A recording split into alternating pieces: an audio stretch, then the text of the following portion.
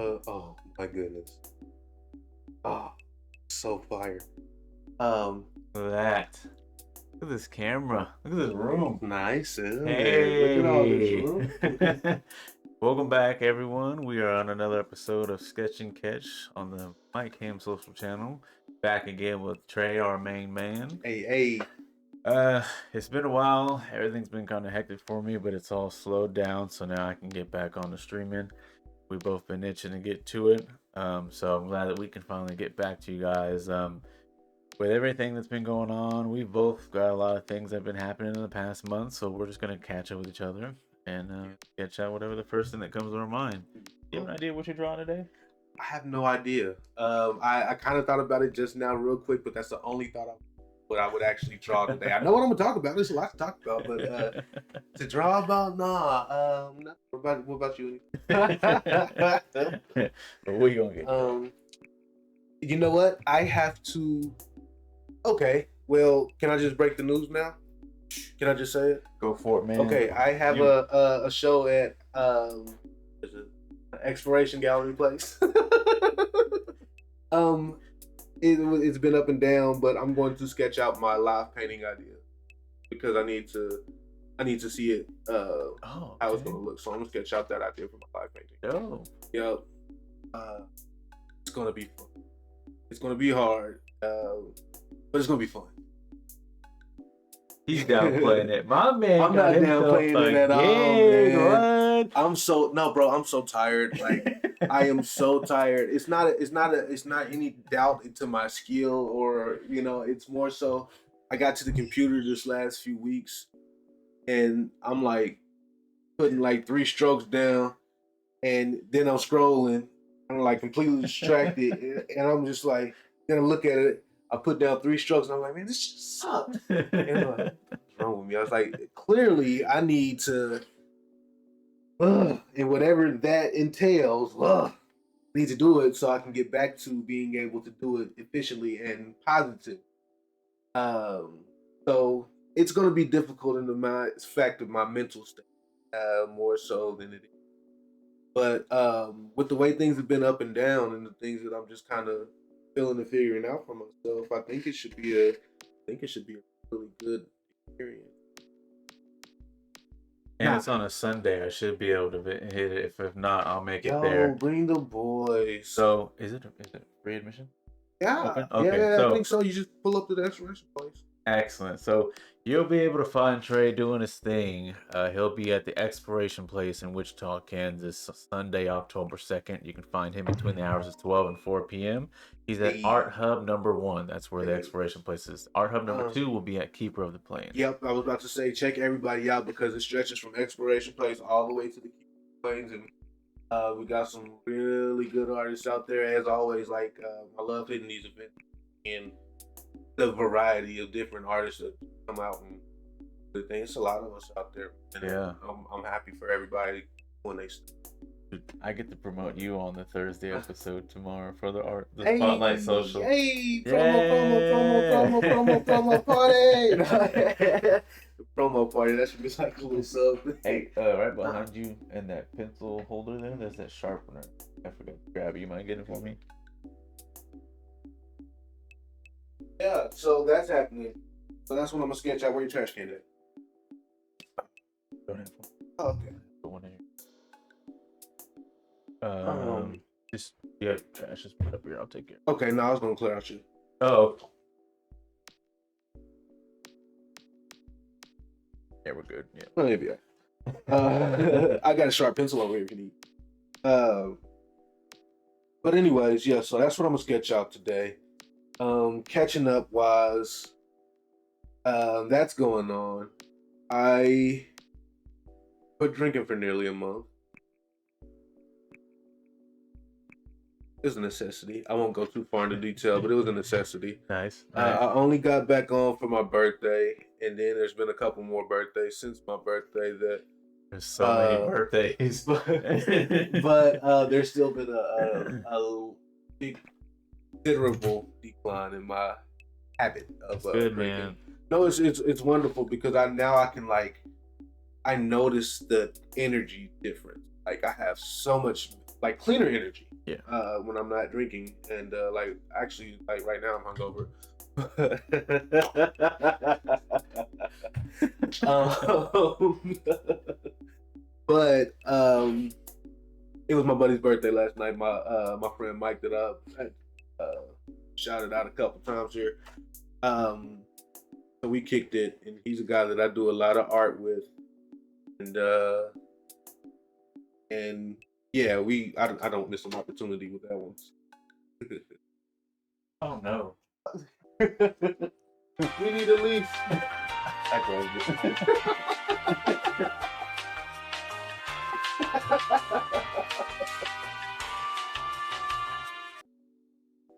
And we're back. We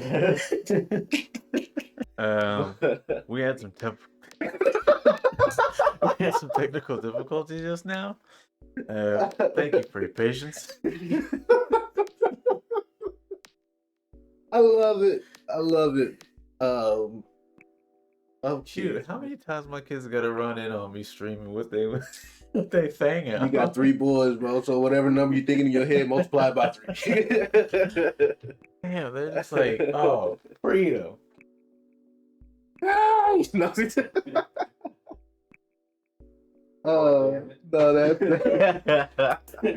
that was rich. I was supposed to show you this site map.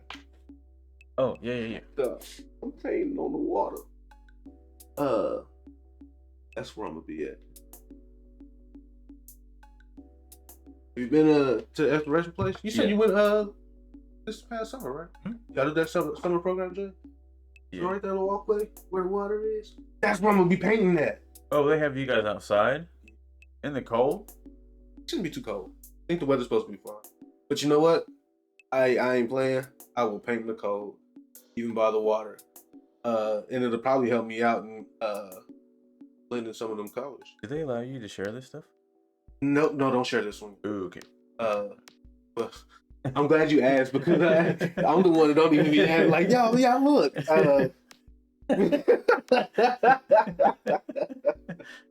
But yeah, like there's like 20 other, like there's a pretty good amount of artists between like it's the walkway. It's that walkway from the keeper across the oh, okay. Yep, I'm pretty close. Okay, I see why they say keeper and exploration place. No, because I'm like keeper's outside. Yeah. Okay. I'm damn near tail end of it, but it's like I said, being right at the exploration. That's gonna be a fun thing though, because it's like you get your walk in and then you get art. Okay. Yep. I was about to do too many things. Moving on. But no, that's really exciting, and considering the place that yesterday, I knew this event was going on. I know exactly, everything, but yesterday I had everything that was building up is just like I broke down a little bit. Like in the last episode, I said that I was giving up, like I'm quitting technically. Yeah. And I still am. But I'm not. Quit your hobby.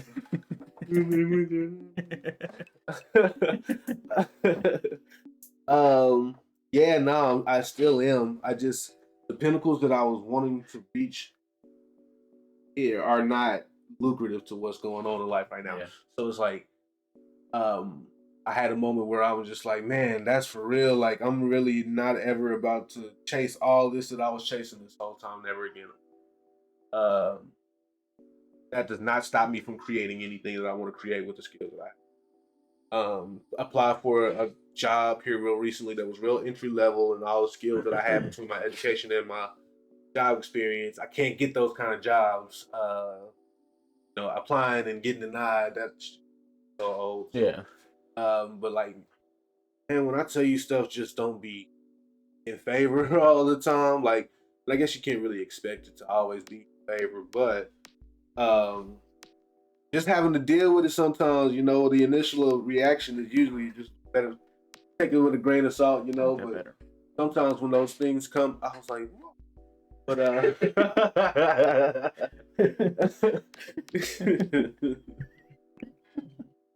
But sometimes when that kind of stuff, like when it all comes together, you just got that moment, man.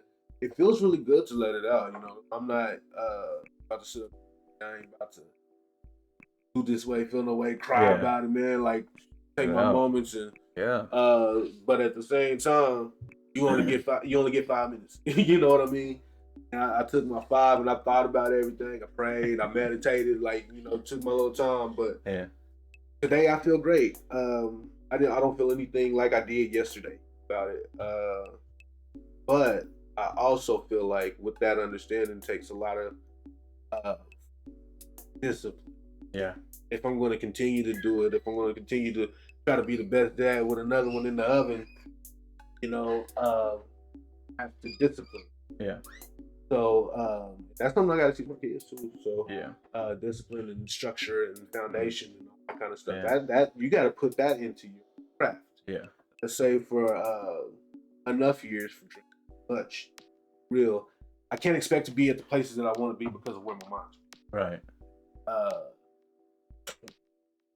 Just everything coming down and you start to realize that and how detrimental it really has been. Starts to weigh heavy on it, brother. But at the same time, though, just talking about it for one thing and being real with yourself, like what it is, man. You wake up the next morning, it's time to get back at it. I hate my job, but still, I do not want to go.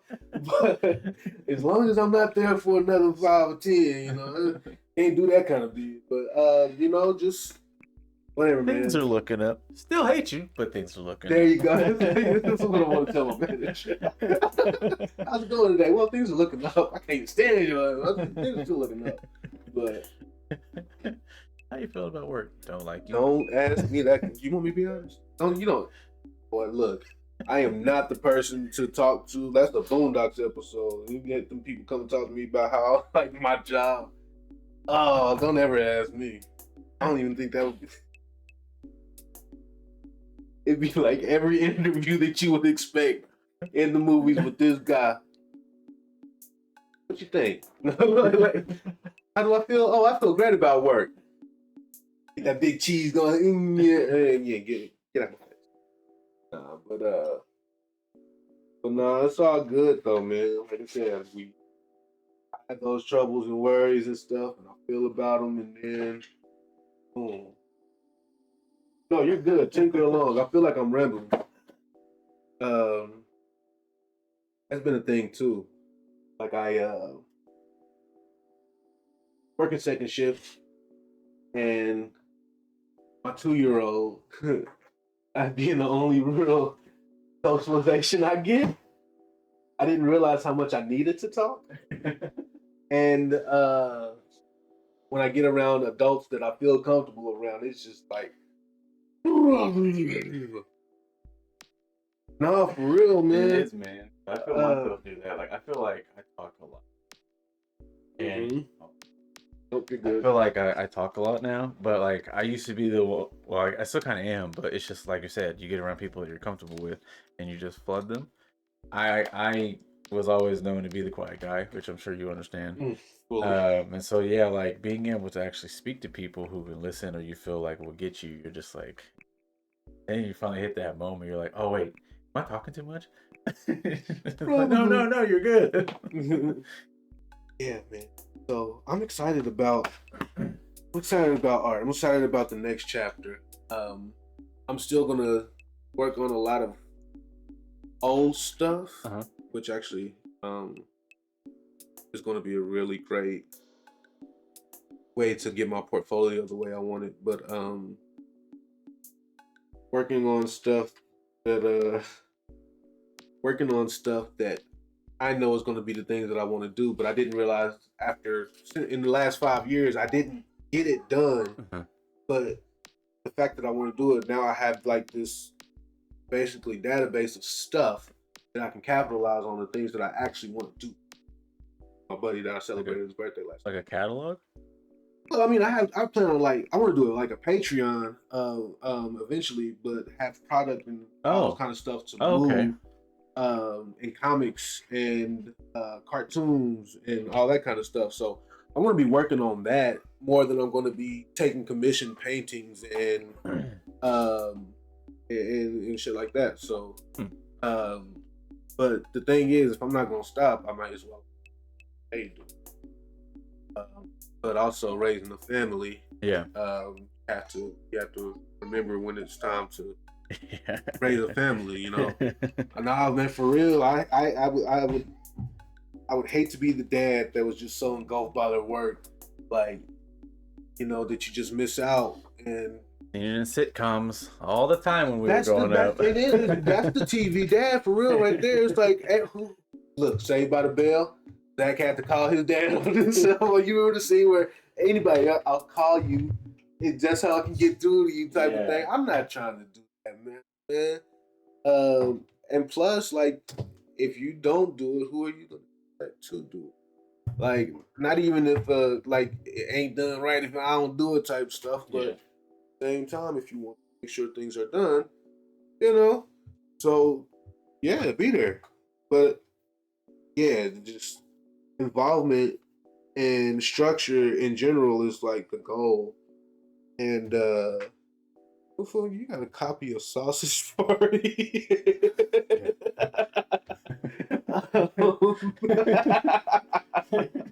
Just look down and see. I'm like, alright, I'll see where we at now. But no, man, just I forgot where I was at. Anyways, ooh, I wish I could rewind. What was I saying, Mike? Before Sausage Party. Being a family dad and having to like put aside the career for a minute. Oh yeah, yeah, man. It's a lot. It's a lot. And if what I'm doing ain't contributing or taking too much time, gotta let it go. At least for a while. Get stuff situated. Yeah.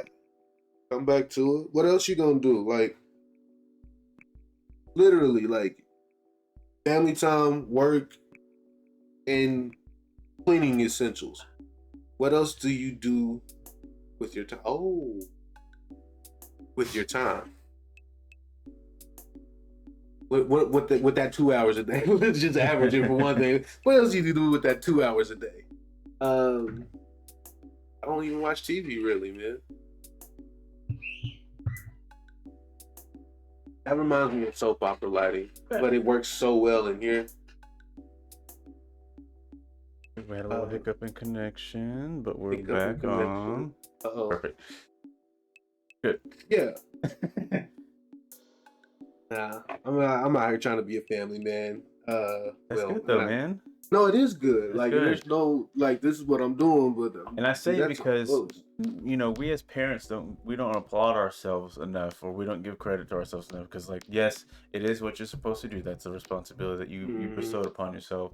But like, you know, when you're doing good, you're just like, oh, it's parenting. Like, so you got to be able to tell yourself, I did good today, or this was a good week. You know, I feel like we got to do that more for ourselves and for other parents because it's tough.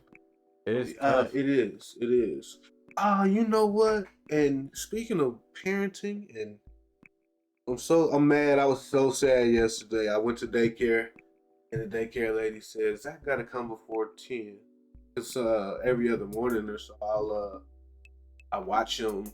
Well, I mean, I just have him till 12 o'clock, and that means he gets there and he goes to sleep, and he don't really see the kids. So she was like, he needs this, you know, because then he's pissed off because the only thing he does is, you know, go there, go to sleep, and you know, so like it's benefiting him, but that's less time on me, especially being on second shift. Yeah, we gonna get up at 7. I'm gonna take him at 9:30, and all that time we ain't gonna be doing nothing but eating. Like I might have to start going to the park at 8 o'clock. You know what I mean? But that sucked. Yeah. That was a downer. That was just, but that also opens up a couple extra hours for me every day on the regular. I can accept that. I need to start working out. So that's gonna be a thing. But things are changing quickly, and I would be a fool to stay on the same track with the way that things are changing. You know, I mean, like the game done changed. I mean, you need to do, you know. So by yourself, take them little 2 hours a day and try to make whatever you can in Right. that Yeah. time. But yeah.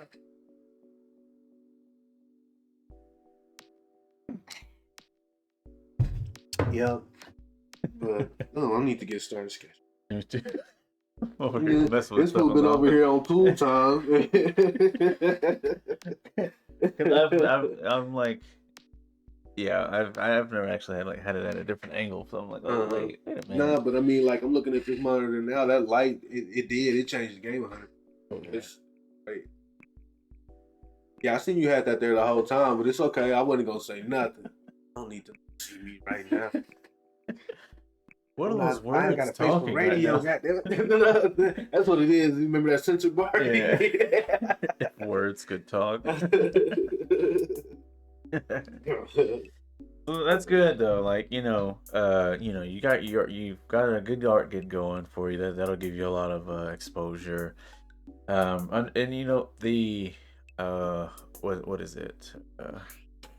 Like being aware of where you need to be parentually. That's good because sometimes it takes people, till their kids older than a certain age to be like, all right, I really got to get it together. So the fact that you've been able to substantiate yourself in this position, really, it's showing growth, and it's showing that you understand what it's due, but you're also allowing yourself that time to really be like, hey, I still want to do this. So yeah, I'm sorry. No, you're good. I was just saying because some people they take being a parent, and they're just like, well, I can never do what I want to ever again, and they give up. But I would really hate to see that happen. So that's why I always try to instill something in you so you can keep going, and you take it and you let it sit and you plant it yourself, and then like you finally like like one of the things that I wanted to talk to you about on or off this podcast, but we'll touch on it today. But I can't credit you enough for the position in my mind as being and what I'm even able to come do with you to save me. You know what I mean? No, seriously, like this is saving my creativity. If it wasn't for this right here, I don't think there would be anything that I've seen. Like I've seen things that help me remember that I'm, what I'm doing this for. When I'm down on myself, sometimes, I haven't had that in a while. But this is the thing. At this point, right now, it's just like still here. I'm still working. I'm still like there's still people that not even need me, but are in a line here because this is what we. You know what I mean? Right. No, yeah, so, definitely. I appreciate it. I appreciate it dearly. It's always a pleasure, and I thank you for saying it because sometimes I tend to forget. Like, like it's just like how you just said. You don't ever think about it. You're just doing it because you feel that it's right and something's calling you to do it. Like I said, this multifaceted. Like to help you is a blessing because it's like I get to see someone else succeed in something that I'm also seeing success in. And then also like I get to hang out with you. We get to have a good time.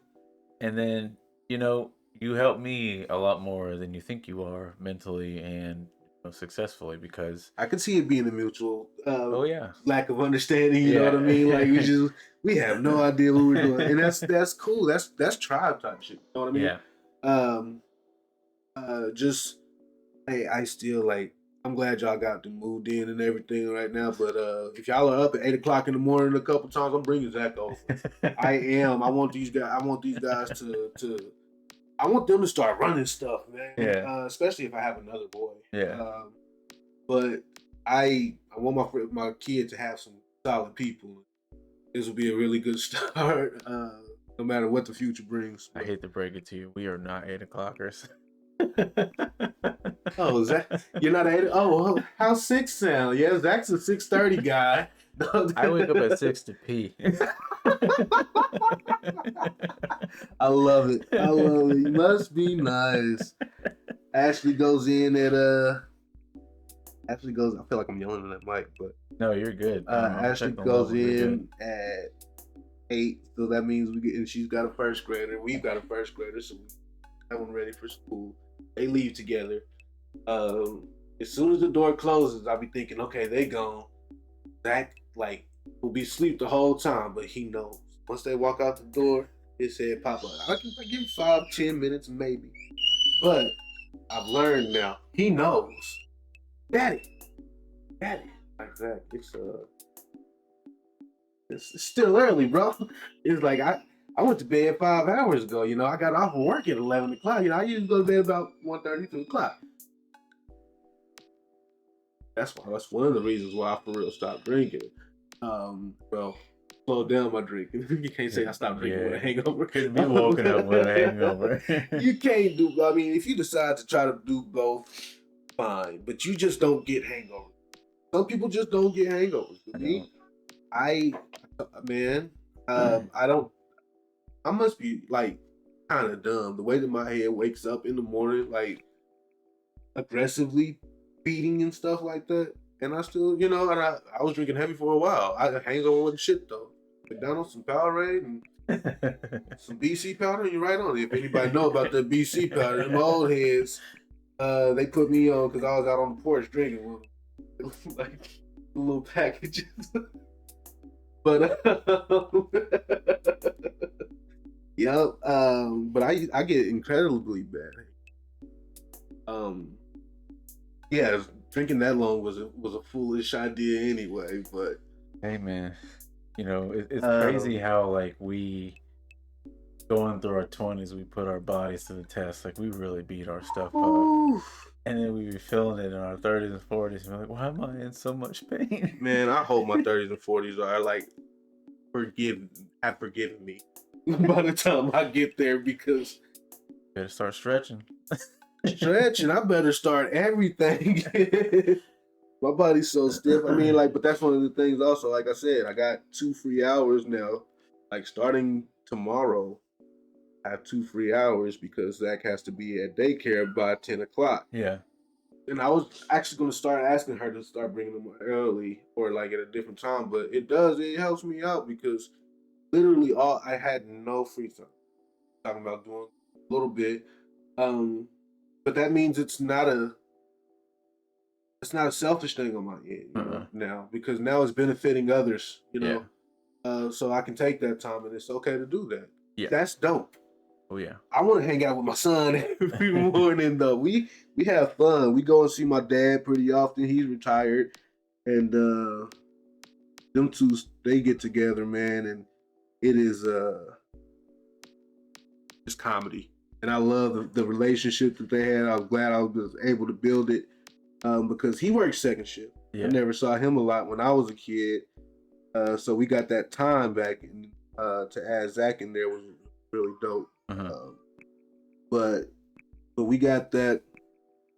It's cool. Then we'll have the other baby and kind of get the same little structure going. But I'm going to try to get off a second shift. What are you going to do, first or third? First. Okay. I would do third, but not a boast by any means. I'm the better one about waking up in the morning. No, boast it. I have to remind her sometimes, like, you don't wake up at night when they're crying. Flashbacks of when Zach was in them days. I'm like, you know what? Second shift is perfect though right now, because if I get home and go to bed at 2 o'clock, baby's probably going to be done crying until it's time for her to wake up. Right. Okay. I'm probably going to. I put in to go in the first shift. It would be great for me to go in first shift. But if I'm going to be waking up in the morning, I'm not a very good 6 o'clocker if I got to go to bed at 10 and then, you know what I mean? You thought she was going to bring your ass over at 8. Yeah. Oh, no. I'm a very good sixer. But if I can stay asleep. Yeah. If I can do because I do the 5 hours now. Yeah. And I still wake up at 7, you know, and function just fine. But, I'm a morning person, dog. You would hate me. Oh, you would hate me. I wake up ready to get the coffee going, start talking, having whole ass conversations, start watching Price is Right, man. No, I'll let you be you, but you're gonna have to understand. I'm gonna be quiet for a little bit. Yo, so funny story. Me and Ashley had just started dating, and I was kind of like, you know, I started staying the night type stuff. Yeah. And her cousin used to stay with her. They lived together, and I was up one morning, being a morning person, you know, just walking up, started cooking breakfast. I said, "Hey, bro, you want some?" Nah, man, what the fuck? You see me over here sleeping? And I'm like, "Oh, My bad. You know, what like I'm about like Melvin and Baby Boy. You want some eggs?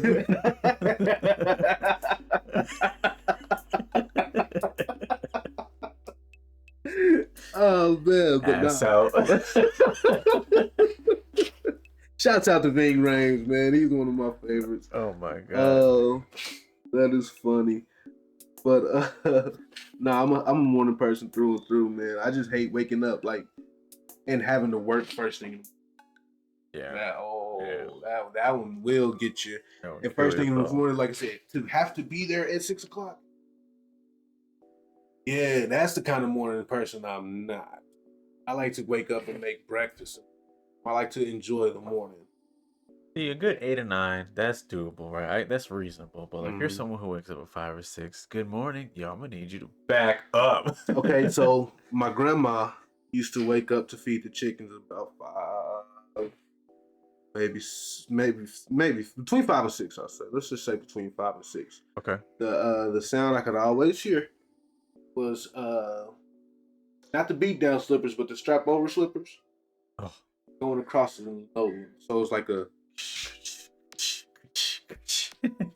you know, my grandma always had that walk. Yeah. You know, she had, you know, she was an older lady. Yeah. Music to my ears. Get up, feed the chickens.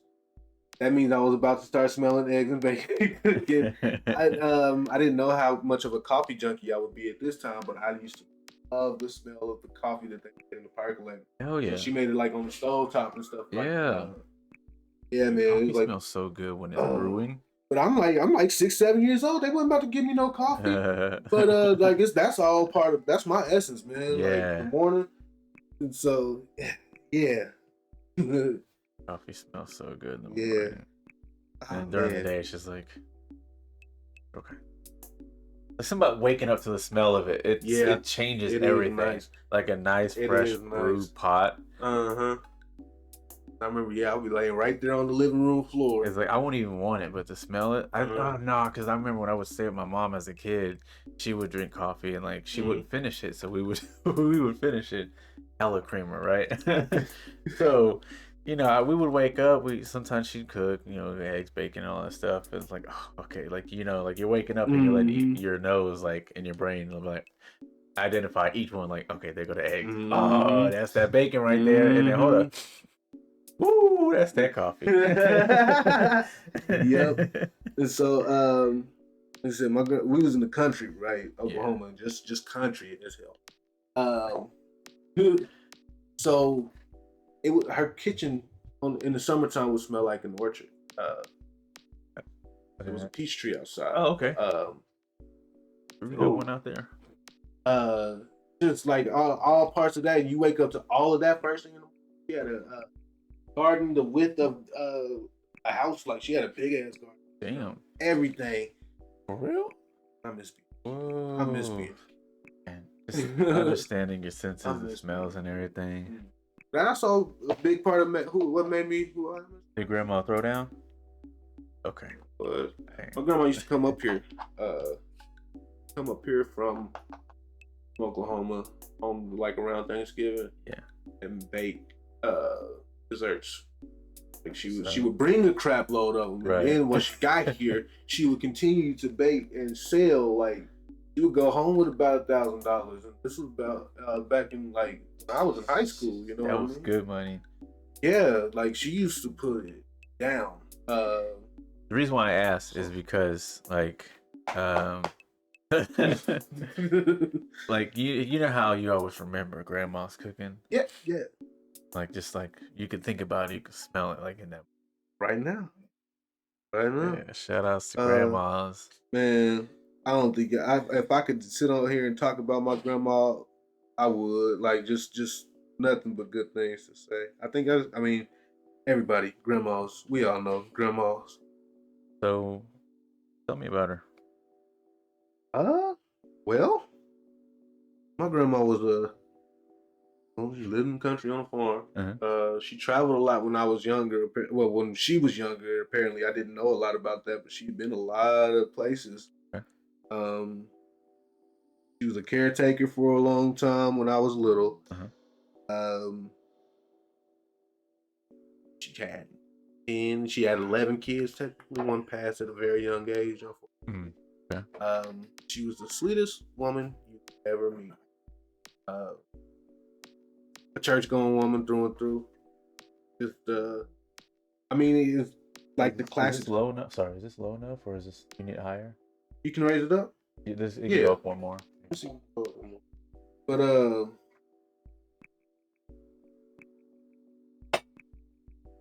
yeah, that's good. Okay.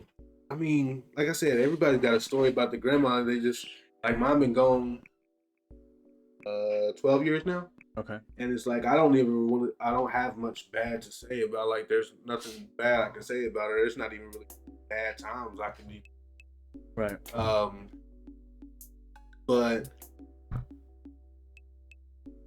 my grandma was just special, man. She never not made me feel good, even when she was on my head about something. You know? Yeah, she was old. She old. that was my shoot, I don't know. She was the sweetest thing. Just sweet.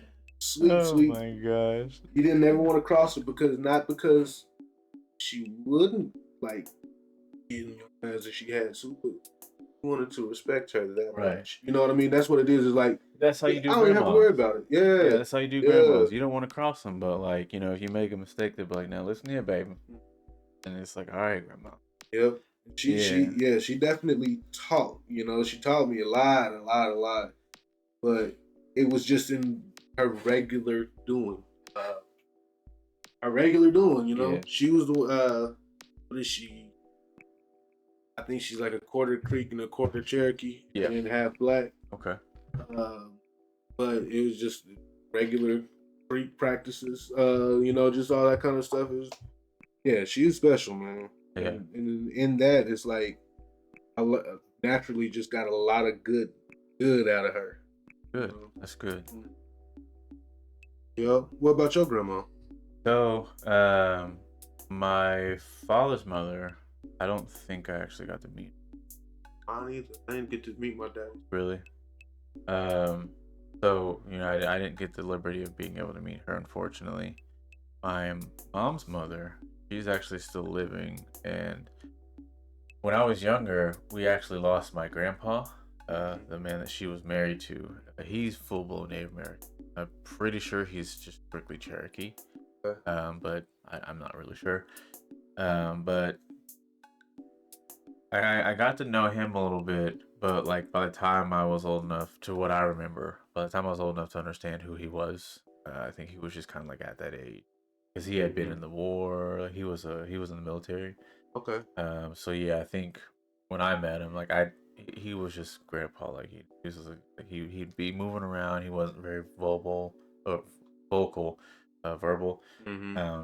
he would acknowledge you and everything. I guess I just didn't really understand how old he was. But with my grandma, she was moving around, making sure everyone ate. She was just speaking her broken English. Here's the cool thing about me and my grandma is that I don't think she understood how well she made me. So having to listen to her speak in her broken English, or sometimes she'll speak, she'll go from, because she's Vietnamese. Okay.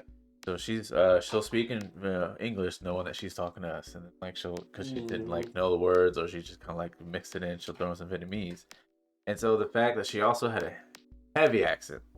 Like, they came here, but like she just was pretty much strictly speaking Vietnamese. But she could speak English. It was just like very, very, very accented. So I was able to learn how to listen through to what people were saying, not just her, but anyone who was speaking with a heavy accent. So over time, I was actually able to like at jobs or in public, if someone was speaking, like they have a super big accent, everyone else is like, I can't understand what they're saying. I had a trained ear, no matter if it was like any Asian language, Spanish. I don't think I've actually dealt with anyone outside of that, but like or even like Europeans, like if they were trying to speak English and like they were using the words that they knew, Mm-hmm. and like they would also end up kind of saying stuff in their own language. I'm like, oh, I know what they're saying. A lot of people don't know that's the difference between hearing and understanding.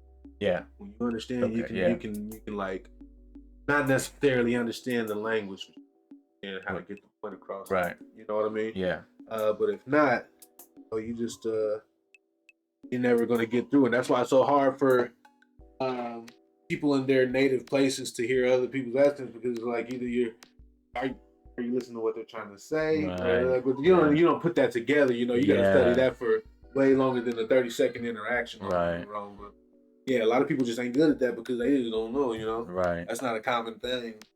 So it was cool because like I ended up eventually being able to understand what she was saying, between the the Vietnamese and English. Yeah. But no, like she was always, like, and I didn't realize how it would be in the eyes of her and my family, right? So my mom's Vietnamese and Native American, my dad's black. We're always going to my grandma's house where it's just nothing but Vietnamese Native Americans. And so then you see us, and she's treating us like we're just straight Vietnamese. Like the fact that we're different in that aspect meant nothing to her. Yep. That's how we were treated, and then all of our family too. Like we were just like one of their own, which is like the best thing, because when it comes to being like multiracial, but you have the skin color of someone who's like been oppressed predominantly,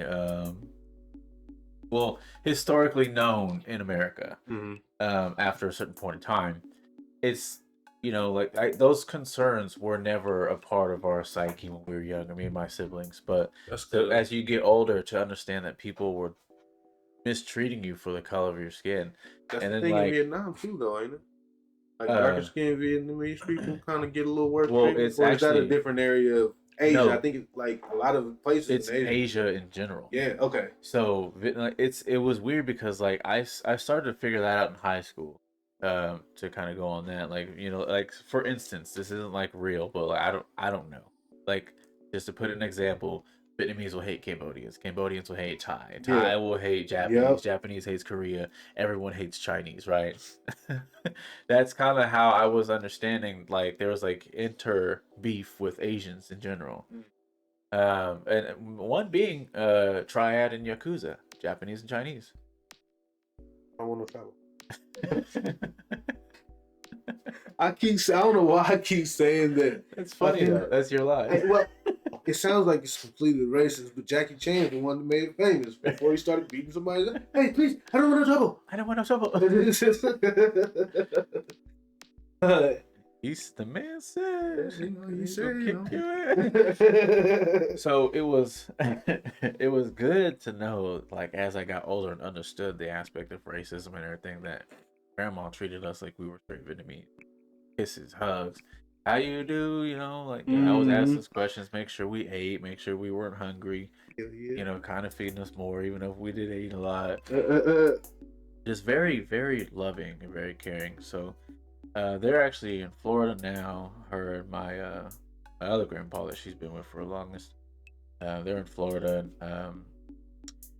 They just kind of put it there, like they've been kind of in and out of the hospital and stuff, but like they were given a certain time frame to which they've been beating. So, as far as that goes, they're in good spirits, they're in good health. They're with each other now. Because they're not living in their home anymore. But like they were able to like be with each other. So that's a good thing, Yeah. But other than that, food. Oh man, like okay, so with everyone who knows, I was wondering if she was gonna be around to give me some. Man, and here's the thing, like I've been trying to learn her recipes so I can like kind of bring it home. So pho, for anyone who's familiar with Vietnamese cuisine, pho, and that's how you pronounce it, pho, not pho. Pho hot. Pho hot. But like that was one big one, and like just to go over her house, hit that door, and you just smell that broth. Oh my god! Hey man, I ain't gonna lie to you, man. Like the Asian culture to me is so intriguing. One thing, yes, I grew up a nerd because I watched Dragon Ball Z. I told you I ain't gonna tell people I watch anime no more. I don't watch enough TV to start talking to people. Was we on camera when you did that earlier? When you started talking about Naruto like casually, No. and I was like,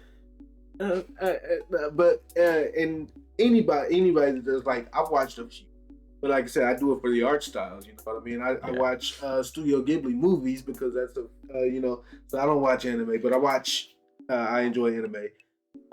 You got your seat at the table for that one. Thank you, I appreciate that. Thank you. But my dad also was a manager in aerospace. Big has a big Asian population.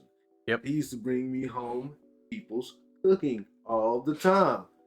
And like some of these, like his friends and stuff was Asian people. Like they was kicking it, and they was cool. But I never like I used to try to kick it. Did they ever drink him under the table? Huh? Did they ever drink him under the table? They tried. Like, look, man, my dad he can put it down, and like we've had similar. He was never no problematic alcoholic. He almost was when I was very very little. He almost was. I mean, but that's just growing up. That's kind of like the same thing I'm experiencing. I just got to, you know. He caught himself. Alcoholism does run in my family. It's scary and stuff, but that man can drink. That man can drink, and I can't drink with it. I can't mess with the Asian, but he would go, casually, and it was like nothing. He'd tell me stories about how they would do 151 shots with him and stuff like that. I'm like, Hey, if you think black people love Hennessy, go to an Asian party. My dad, he probably did like do some Hennessy shots, and but he don't really drink cognac like.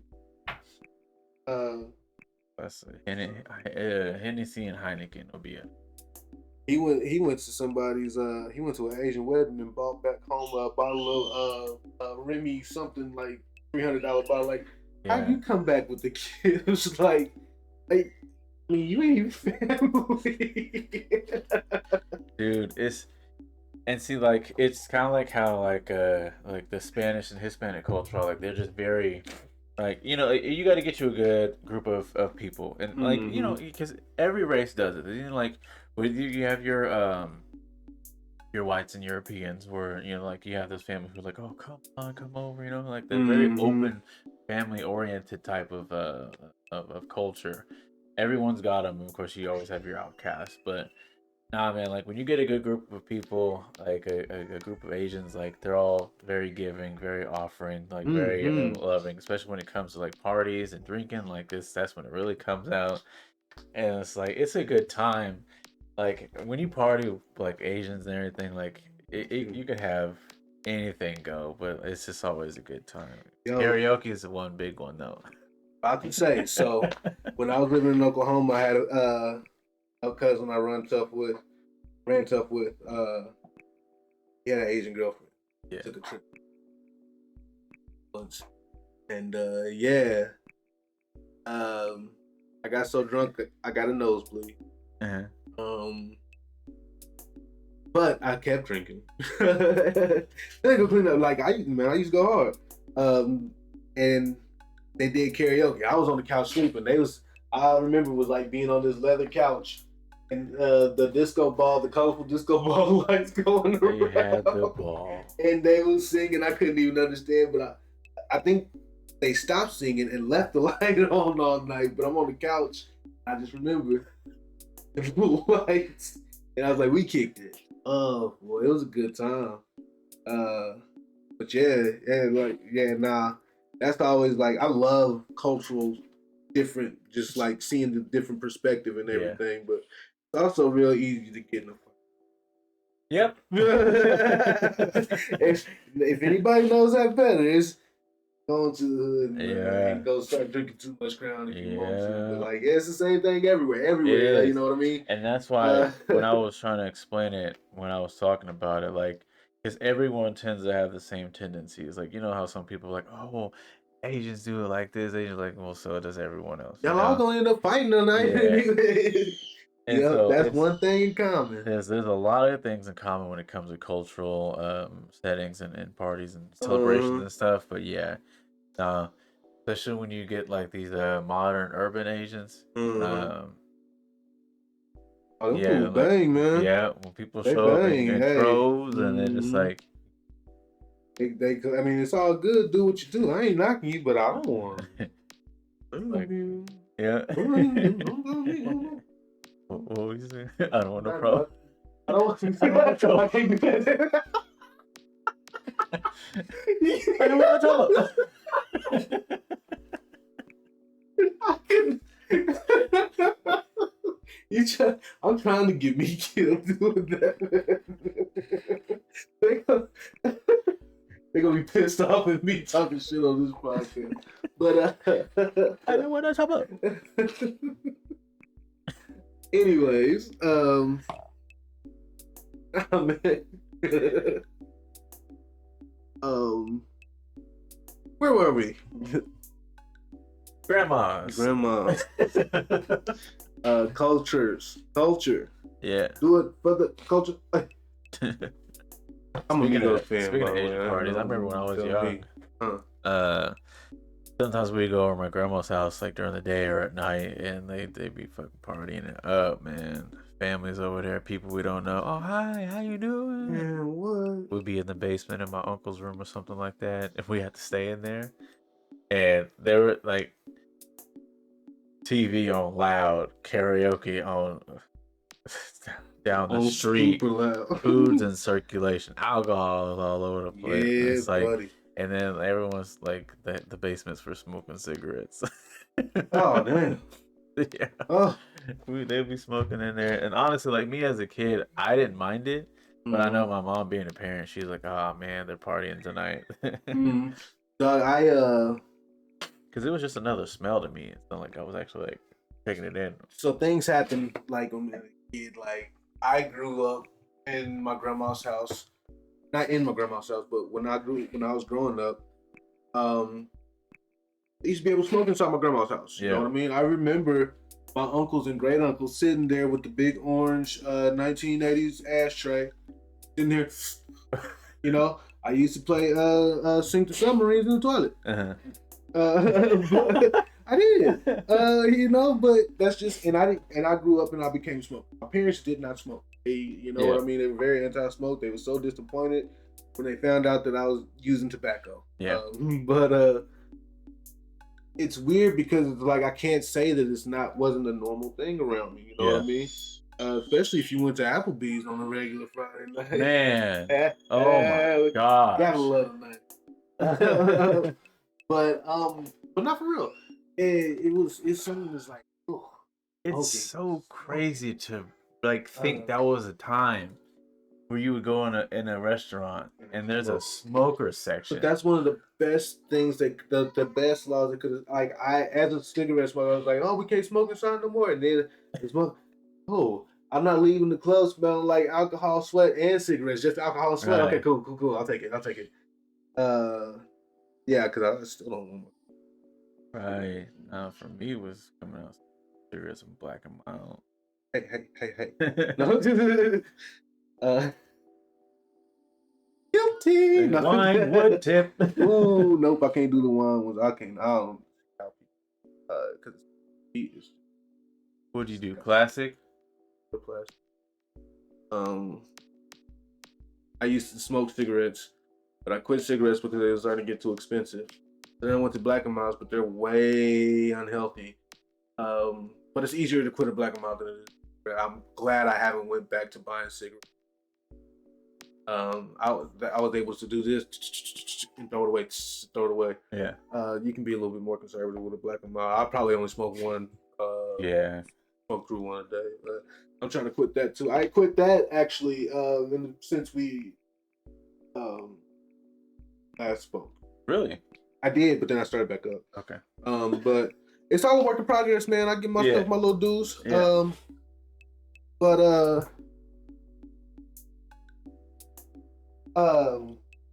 you know, man, I'm working on it. Hey, as long as trying you to say that stay, trying you're to get working healthy. on it, that's a good I'm trying to thing. get healthy out here, man. Yeah. That's another reason Never. for the Well, I can't say it's never too late, but you know, it's stay focused.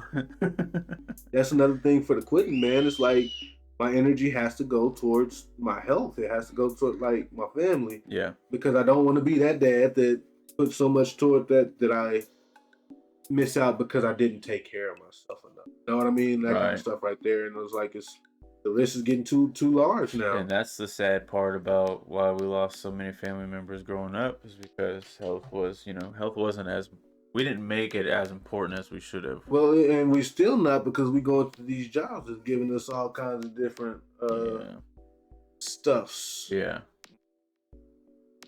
But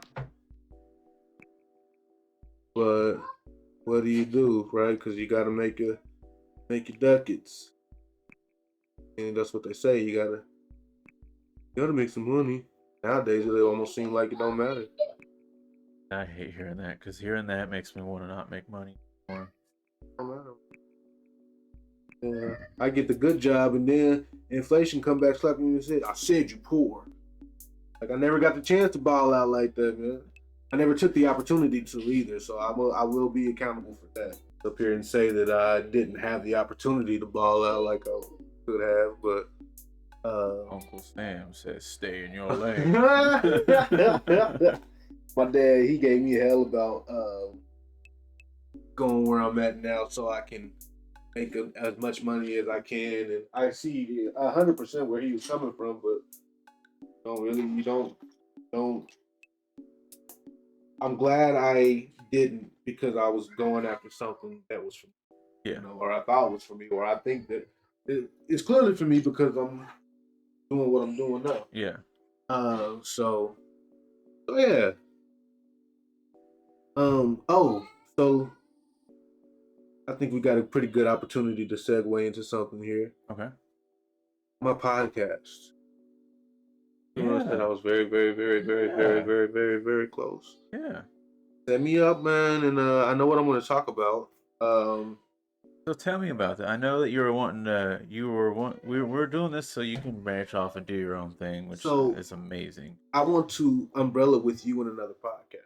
So not even just my own thing. I want to do like, this is all still going to be through BASF if you have it. This is actually our own thing. What? This is our own thing. Yeah. This is okay. So we're gonna keep doing this, Emma? Yeah. Okay. Cool. I would say this is BASF. This is ours. Okay. Cool. Yeah.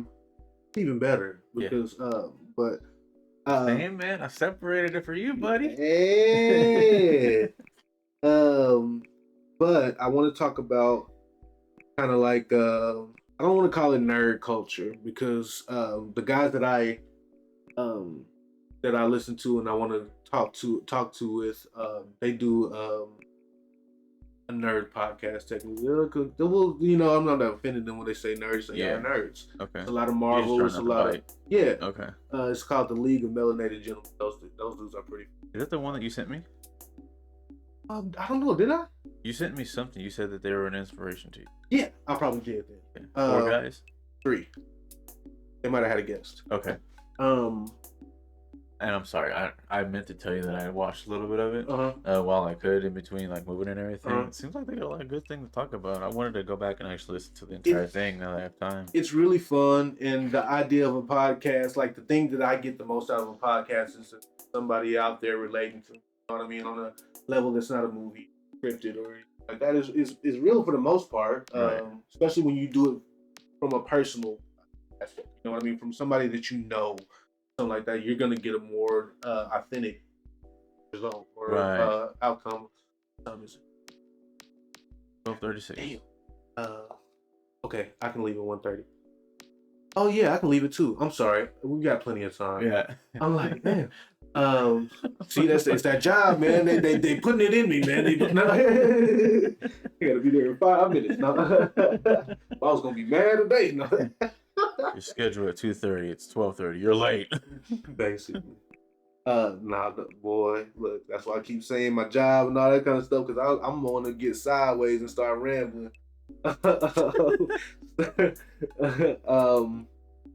but doing this podcast, I'm going to try to do music. Do not just like spit knowledge about music or nothing like that, but I'm going to try to do. I feel like you could though.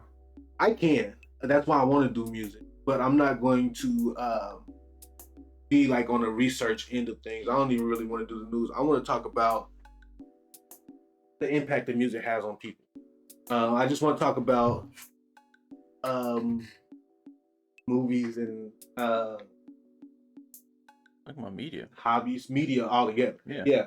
So my buddies that do that podcast, they do these games where they'll draft a certain category of movie. These are the best. It's freaking fun and it's super interactive. And I want to expand it, and that's why I wanted Umbrella to them, not to necessarily completely jock them, but to spread it, because I think that's a good idea. Not necessarily say that they're responsible for it, because they may not want me to put my name on it, but I'm going to say this is inspired by. Yeah. I'm going to play these games with my favorite hip hop album or my favorite. They'll probably name stuff. I won't. I don't know enough about video games. Yeah. My favorite hip hop albums or my favorite TV shows, favorite artists, whatever. And I think that'll be really fun to do on the side while still talking about wellness, while still talking about what's going on locally, and have all of that, and just be talking. Like I said, wellness will probably be the backbones of it, but relating everything to where I get my inspiration from is enough. Okay. So, ish cartoon, what this thing said, what motivated me. We'll maybe do a review about like Midnight Gospel. Oh yeah. A wellness episode of how we feel and what we, you know what I mean? That kind of stuff. Yeah. I think that'll be a fun type of podcast. Like I said, just have people listen. Yeah. That'll open up avenues for me to generate title sequences like I want to. Because I want to start getting back into my animation bag. Not even out of it. I'm just not out of anything. Okay. No, I've made some strides in animation in the last couple of years for my personal self that I feel really good. That's what's up, man. Yeah, no, it's a lot closer, a lot more than what I expected. Pretty all right in that. But yeah, that'll be kind of like the backbones of it. I want to do a wellness podcast. I want to do I just want to relate to a lot of people. Do some interviews with some local folks here about some avenues and stuff to help them get what they want, or how they're going about handling life and their hobbies, and doing the same thing I'm doing, basically something. Yeah. That'll be a good way to bring in an audience that people aren't quite aware of, familiar with, because there's not a lot, but I feel like I live enough in the gray area to kind of bridge the gap. Yeah. That's what's up, man. Mm-hmm. Do you have like an idea of how often you're gonna do it? Well, when I do stuff like this, this has got me on a regular schedule. I was doing something every day on Wednesdays at 11. You know what I mean? Yeah. Loved it. Felt good. So I was thinking like, okay, I do 11 to 1. That's 2 hours a day. I would like to do this at least once a week or once bi-weekly. I'm taking 2 hours to record, and then I'm taking 2 hours to edit. Otherwise, as often as I can, allowing myself 2 hours to edit in 2 hours. Gotcha. Okay. Mm-hmm. And that'd be a good start, because I'm still doing FF on the first and third Thursdays. We're the second and fourth, so you have like the first and third yourself. Well, you see, here's a great thing is I'm going to get those 2 hours because I'll have to take Zach earlier.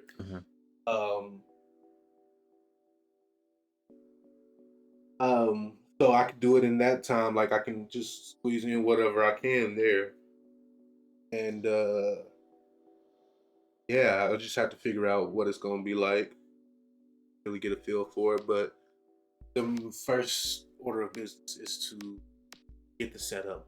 And actually discussed.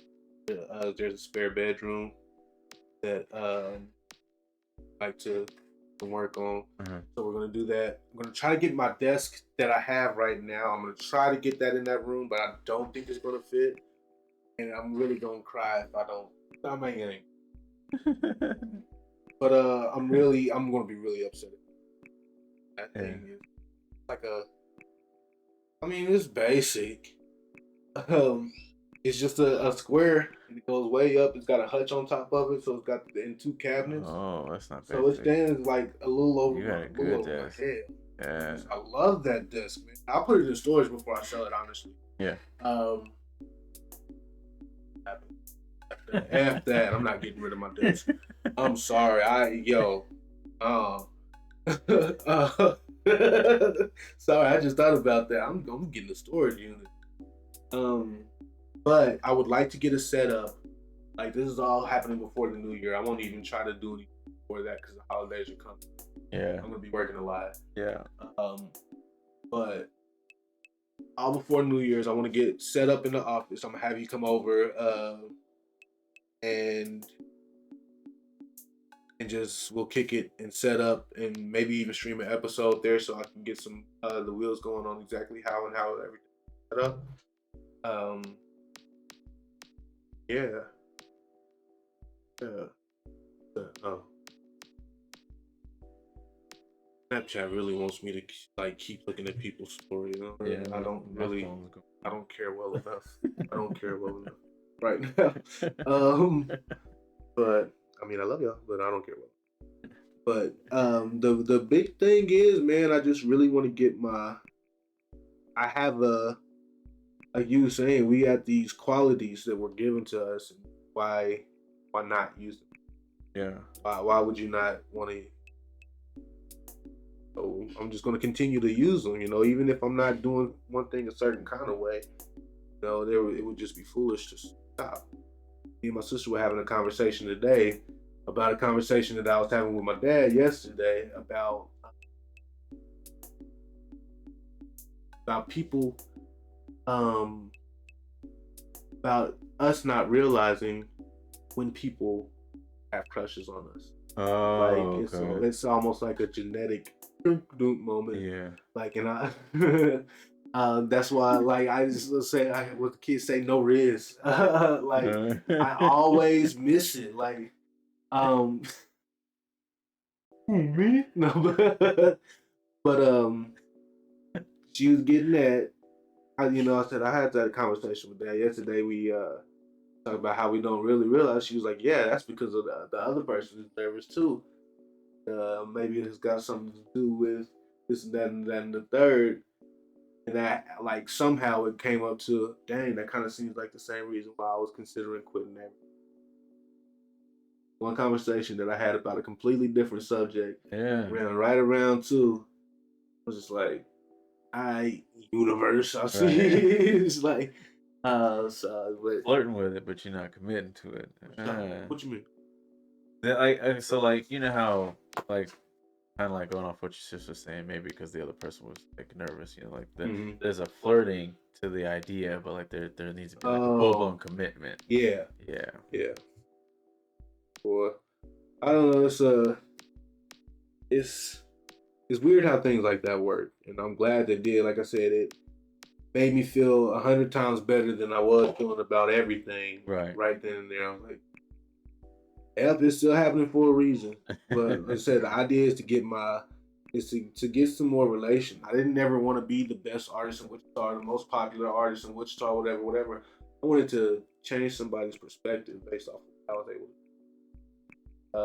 I'm still able to do it, and so as long as that's as long as that's a thing, just it's a thing, you know. So start a podcast. People say, "Oh, what do you? Who does your visuals?" I do.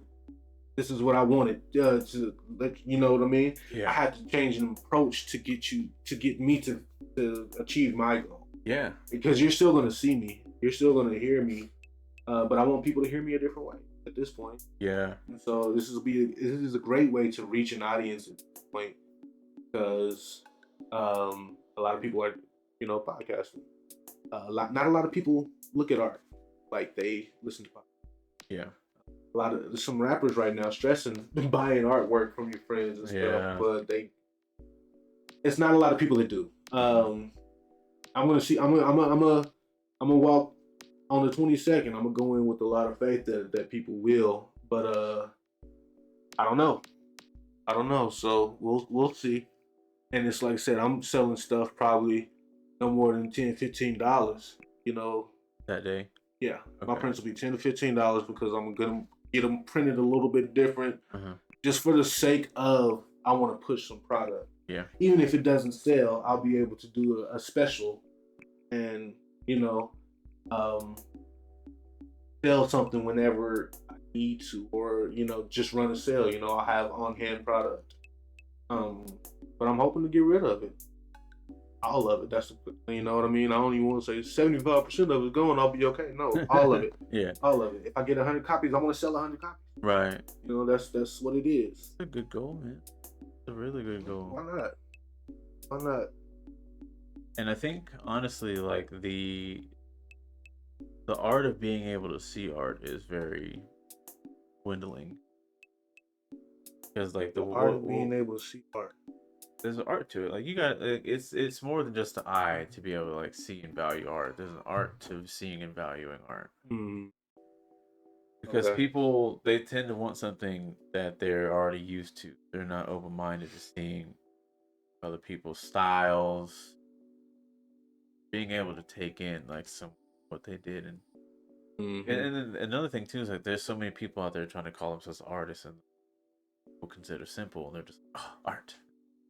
You drew something. I had imposter syndrome. That was my imposter syndrome for a long time. Yeah. Because I recreate a lot of images that were already taken. Okay. And I couldn't get over the fact that was my style. You know what I mean? I saw a girl at the farmer's market selling portraits. She had a line of like all of these portraits. She did a beautiful job. I think she probably, she'd outsell me. She knocked me out the park. She had her hustle going too. Yeah. So, people don't really look at it. They'll do a commission of a picture, and that was I was like, man, I don't want to just keep doing. I can't really do abstract very well. I have, and I've done a better job than I thought I would when I tried it. But I'm not a huge fan of it. But I don't know. I did not think that I was a good artist because I recreated stuff, and I realized the avenues that I create, how I'm creative or how I use it. Yeah. Now what you got is how you learned how to use it, and I was like, this is why, like I said, I can still go up here and sketch and happy and ready and excited about it and impress some people. Right. But I wanted to call myself the best for a long time. I like the fact that I started working in the school. I was like, I'm trying to be the best artist in this middle school. I wasn't, but I almost was. High school, like I was best in elementary. I was the best in elementary. I barely want to speak on it. But high school, it was beasts. And there's one guy who's overseas now doing some incredible work. They're paying him to come to different countries to art. He's really good. But I graduated the same year as him. He was, I would say, for high school, if anybody else could draw, they weren't showing people that they could draw. It was me and him.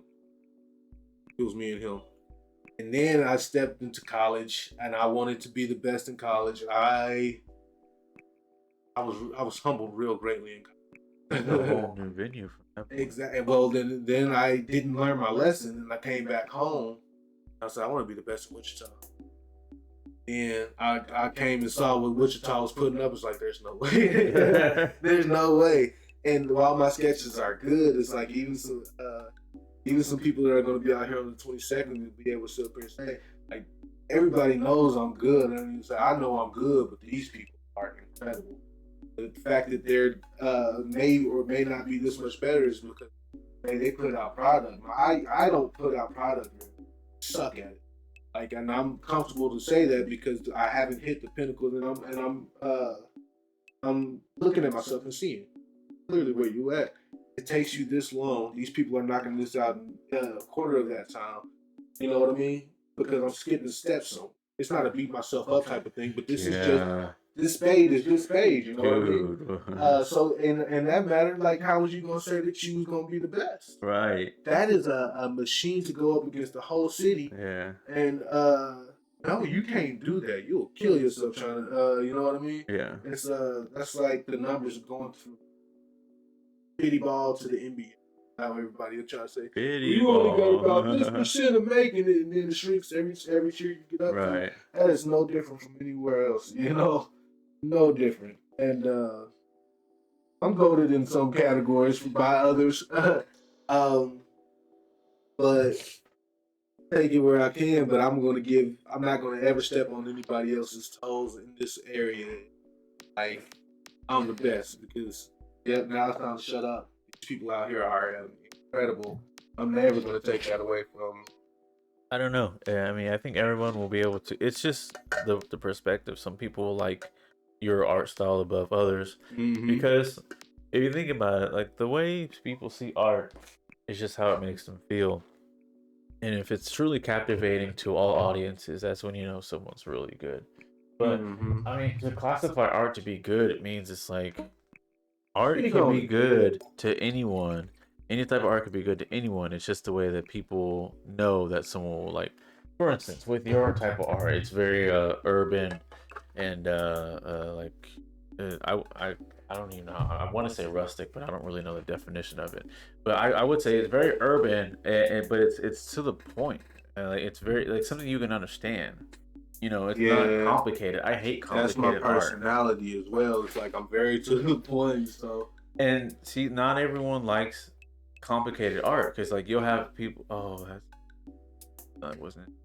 So like you have people who like go to art galleries and stuff, like big art galleries, and like they're looking at it, and like there's no explanation because like you can't put an explanation on art. It's just however you feel like you can define it. But then you have all these people walking around like, oh, the artist is this because he was in this kind of mind state and this and like just very pretentious. Like, but with yours, I get it because you put the messages there, like the lines are bold.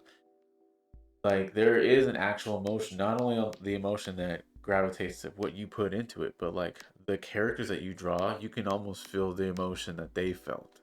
and that is the goal for my. That was the goal for my art. I wanted you to feel what. I wanted you to feel what I felt in that. Yeah. And that was how I projected my feelings a lot of the time. It's like I drew a picture of a friend of mine that I used to work at the mall with. It didn't even have her face in there. Picture of her shoulder with the blinds behind it. Right in front of the window like that. Light was shining through, and I think it was a filter, but it said a coffee house, real coffee house mood to it. And it was an attractive shirt. It was leather. It was like, and the light was hitting it just right. I was like, let me do that, and I put it on. I put it on a big ass plaque for her. I was kind of sweet on it, but I gave it to her, you know, and yeah, it was just dope. She still hangs it up and stuff, but it's one of the ones on my Instagram. Okay, But, so you got a picture of it? yeah, here I show you. Okay. But yeah, I wanted to add the feeling that I felt when I seen it. I was there. There it was. It was just ooh. Yeah. Mm-hmm. It's so weird to be an artist because you're trying to captivate an audience that you don't even know that you have until you start putting stuff out, and then it's like people are like, "Oh, that's nice." Well, I don't want that's nice. What I wanted to see was how you caught the light rays from the blinds. Yeah. Like, dude, this almost looks like how you know how you edit a photo to look like black and gray. What's the negative? It's not negative, but like it's like this. There's a word for it. Satin. Sepia. Yeah. This almost looks like someone just took a picture and then put like a filter of sepia on it. I appreciate Like, that. dude, I wish I could really throw your art in people's faces and be like, look, this is yours right here. Yeah. This is you right here. Yeah, that's my best friend and his wife. Show the people.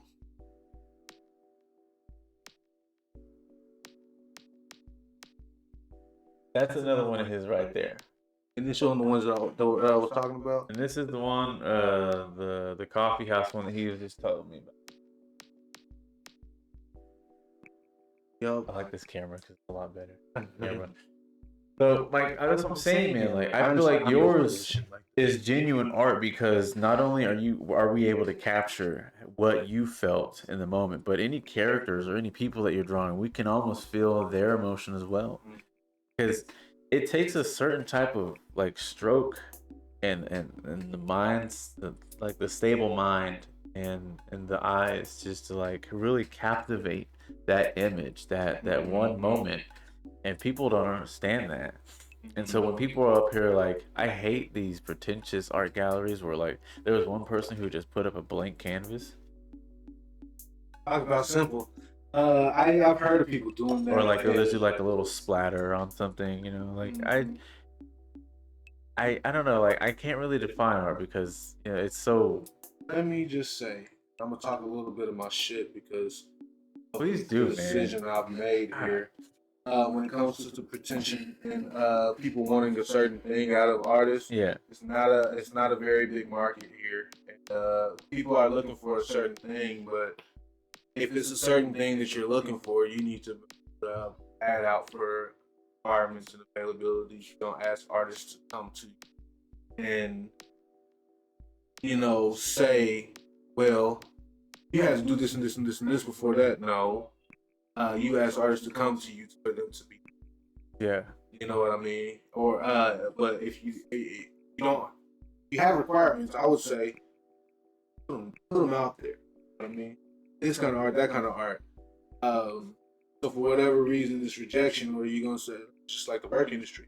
Oh, no people come around here and do this and this. Yes, yes, it is. There's plenty of them. It doesn't look like the way you want it to look, and just say that. That's fine. That's fine, but just say that. Don't say I'm out here trying to help people. You're not, because you're asking them to be something that you see, and not what they are. Right. You know what I mean? That's not how it works. I don't know, but it does have a little bit to do with some of the rejections that I have. I'm not even gonna try to keep it any kind of censored anymore. It's like there's no gatekeeping here. The people that get in, they earned every bit of their spots. But if when it comes to doing things and getting a different perspective, everybody picks the person that everybody's going to say, sure, of course they're going to pick that. Yeah. You know what I mean? Look at Samaje Perine. He was at OU, walked on. Now he's in the NFL. You know what I mean? Like a walk on the NCAA going to the NFL. They didn't really. But why is it that happens so often? And who is Wichita yet? So far, we're not there to be that kind of choosing. Yeah. We're not building anything. You're only stabilizing what you already got. Right. And like I said, I ain't knocking nobody, but don't say that you want to help your area if you don't let in. You know what I mean? Yeah, you're not giving them full freedom to be who they are and why you're deciding to pick them up. You're pretty much like constructing them to be in your image and how you want things to be. And that's you're right. That's not right at all. Like I said, put that out there. Yeah. Put that out there. Yeah. Don't. Yeah. No. So like when you're requesting an artist to put your requirements. Yeah. Okay. Yeah. So I mean, it's just like I can't really actually put a definition to art, and I won't. And that's why I'm so conflicted with actually saying, like there's just art that I don't like and there's art that I do like.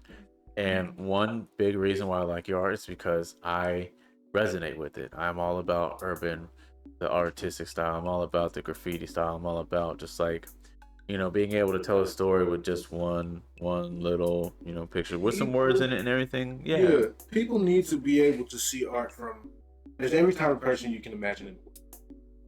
But in that same saying, everybody's about the same. Yeah.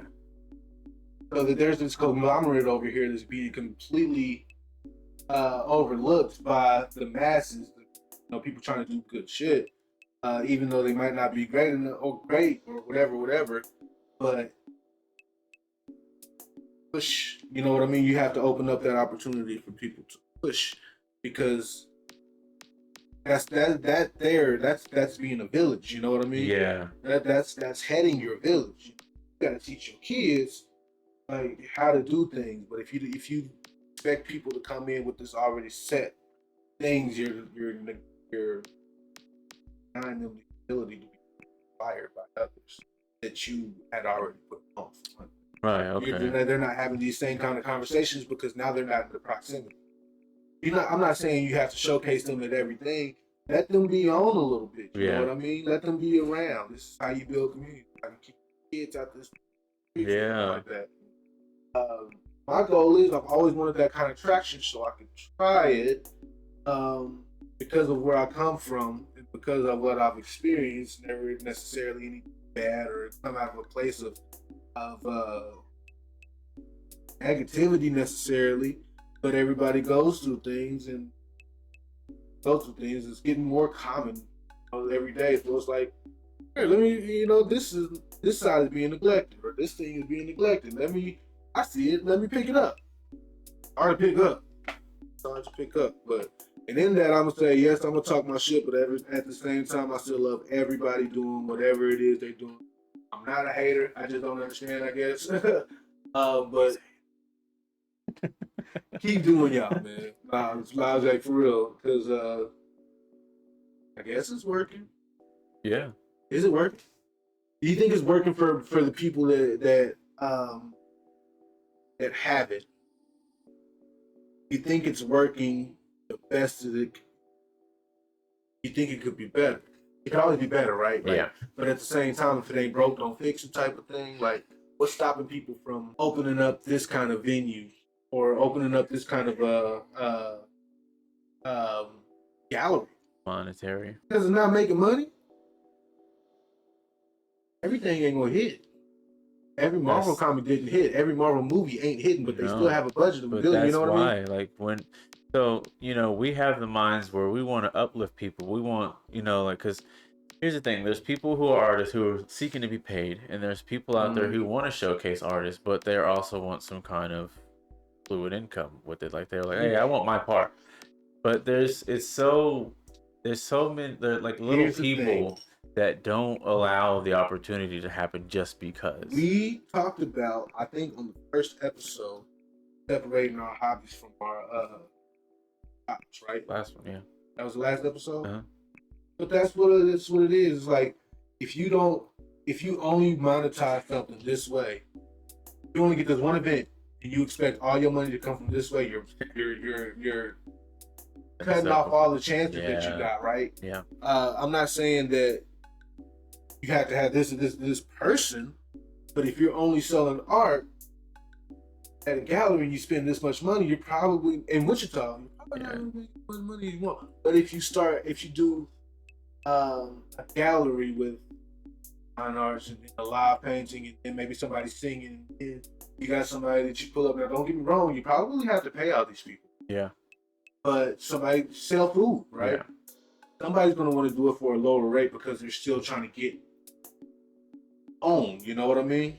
Definitely a hustle, because if you think about it, like New York's super huge on art, right? Uh-huh. But there's street performers, street artists that don't really get their shine, because you have to understand, as an artist, if you're looking to be paid for it, you have to be versatile.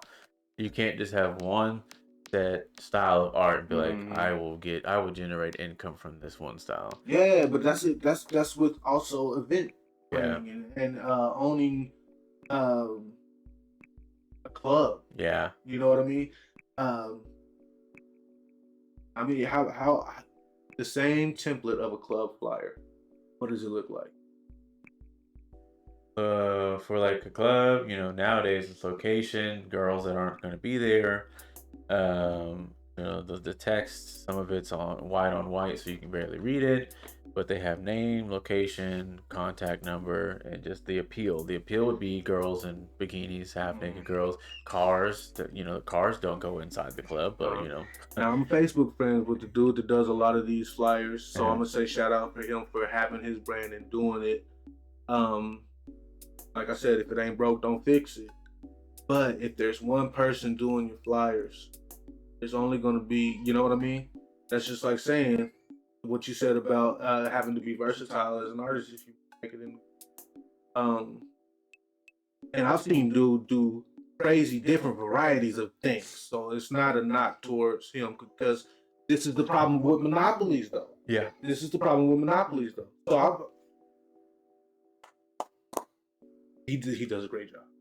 He does. I would see. I'd like to see. I'll show you his Facebook. Okay. He actually had an idea of animating flyers, and I said, finally, somebody did it. And then it was like, oh man, who did that? Somebody asked for something different. Yeah. And that's what he did, and he's able to. That's why I say I'm not knocking that dude because he's cold. Flyer, that'd be dope. Yeah, but that's what the idea I had. I haven't made one. There's not one in my portfolio, and that's where I fail as an artist. You know what I mean? That's the battles that I'm starting to come to grips with that are just completely honest with myself. I get that. Because while I had this idea, I was over here doing it. You know what I mean? Yeah. So that's why I say, like you say, you can have a negative feeling or a feeling that's not always love toward what's going on, but make sure you're not a hater doing it. Respect. Dang, that sucks, but I respect the hell out of it. Yeah. Yep. That's what I said. No. I may be a little upset. I ain't no hater. No, for real, man. That's just the way that the dice is rolled. But that's why I'm moving on, man. Somebody that recipe is taken. That recipe is done. And anybody that calls out for somebody, I mean, you know, I've gotten tags for people wanting to do flyers and all this other kind of stuff. Yeah. But when they're lucrative events and all this other kind of stuff, on the spot. Yeah. And I love it. The good thing about media though is that, like, you know, he's one man doing it. If the demand is up, he's gonna want people to know how to do it. He can't do it alone. He does that. He does. No, like, man, I'm saying, like, if the demand like presents itself, like if he goes from like, okay, maybe 20 people want to animate a flyer, I don't know that he even did, and it turns to 1,000. You think he's doing 1,000 in a month? Absolutely. Yeah. See, absolutely. He's gonna need someone else to know how to do it. I don't know. You know what I mean? Like, you could take the opportunity to learn how he did it and do it yourself. I know how to do it. Yeah, do it. For what though, and for who? Right? So no, you can't think like that. I know, but that's why I said I fit. Yeah. Right now, I have no interest in doing an animated flyer. Okay. And here's why. I want to do other stuff. I don't care about doing flyers. I got burnt out on flyers because the business that I got for doing flyers were events and concerts that were either canceled or not even existing. Dealing with other people, BS and behind the scenes part of the club and entertainment industry. Not. Oh, that's why. What? That's why you burnt out on it. You know how fast dealing with everyday niggatry. Do you know how fast you can get burnt out? I did this. I'm working on year 9, bro. 9 years of this shit, and it's just that's why. And I wanted to do. I went to me at first. I was young. I went to the popular cats. I went to the cats that's already doing it. I expected them to work around me. That's not how it's going. You know what I mean? And time comes that you try to do, and it just don't work for you because you tried to. This was your only thing that you was trying to. It doesn't work. You know what I mean? That's okay. Good about it. That I love everybody that's doing what they're doing because it works, but I wish another lane. That's all I'm saying. But I want to be in charge of opening that lane. That's what I was gonna say. It's time for you to stop looking for someone to open it. You open it yourself. Yeah. Podcasts. That's start. Just simply because, like I said, people are listening to podcasts now. Make it relatable, and if you feel like I feel about a podcast, you're gonna be waiting for my voice. Yeah. I can't wait to do this every Wednesday. Can't wait to listen to my buddy every Monday or something like that. And like I said, it's it's a break from music. Music is so hard nowadays. Anyway, it's just like it's hard to Yeah. grasp now. So Yeah. it's nice to put on a little podcast, and so then Be I'll on the talk about ears. that kind of stuff. Yeah. And then I can start doing call outs if I get the traction of some of the podcasts that have been gotten traction here. Um, then I can do some pretty good things for the village. And that's what I was saying. Artist, my goal now is to do the village. Wichita can never be my village.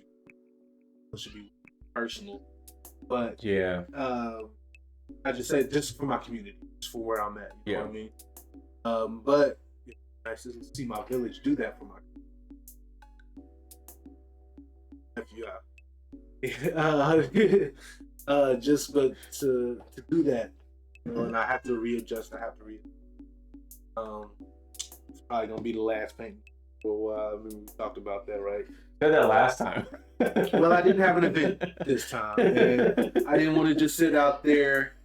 I didn't want to just sit out there selling prints. So Yeah. I'm going to be out there painting.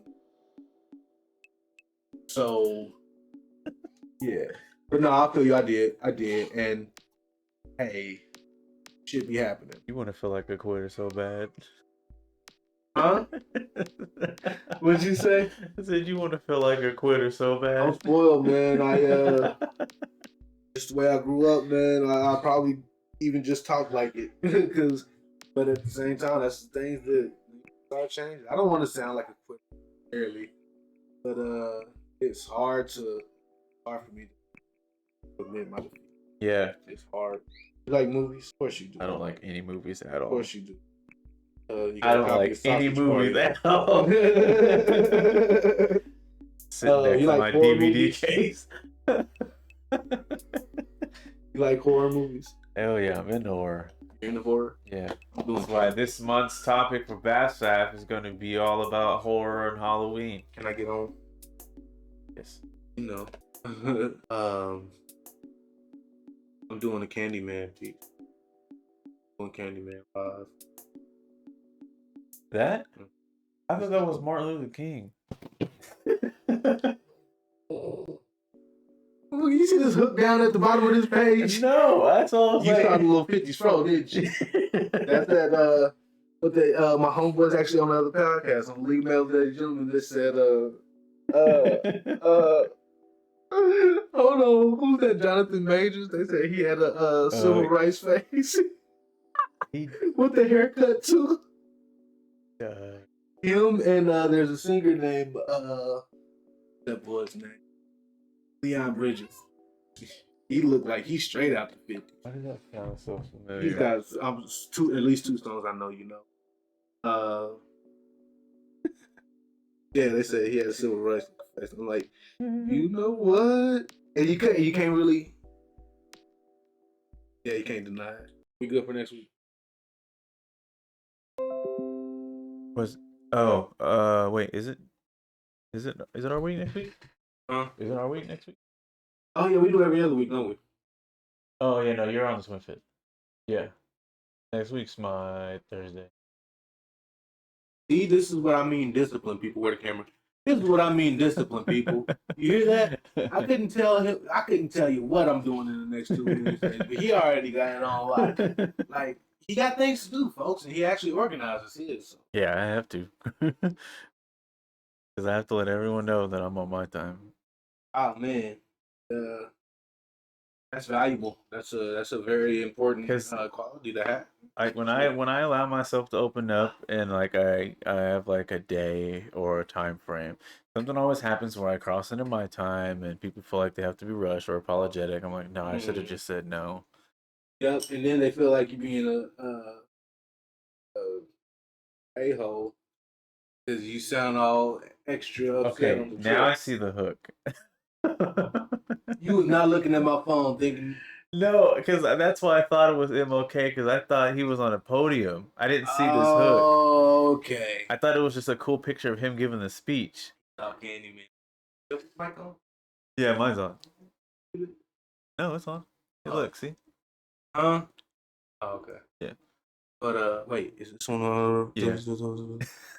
Yours is down here. Yo, so I seen this video. It was like a bird, mockingbird actually, talking to this little alien. Hands up! This is a mockery. Alien dude says, "Don't you mean a robbery?" And then the mockingbird comes back and said, "Don't you mean a robbery? Don't you mean a robbery?" And the alien guy starts welling up, crying. So in my head, all I've been hearing is, "Don't you mean a robbery?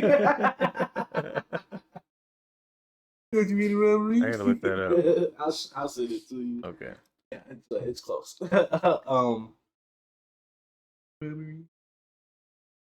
But anyways, now I don't remember where we were. We had the technical.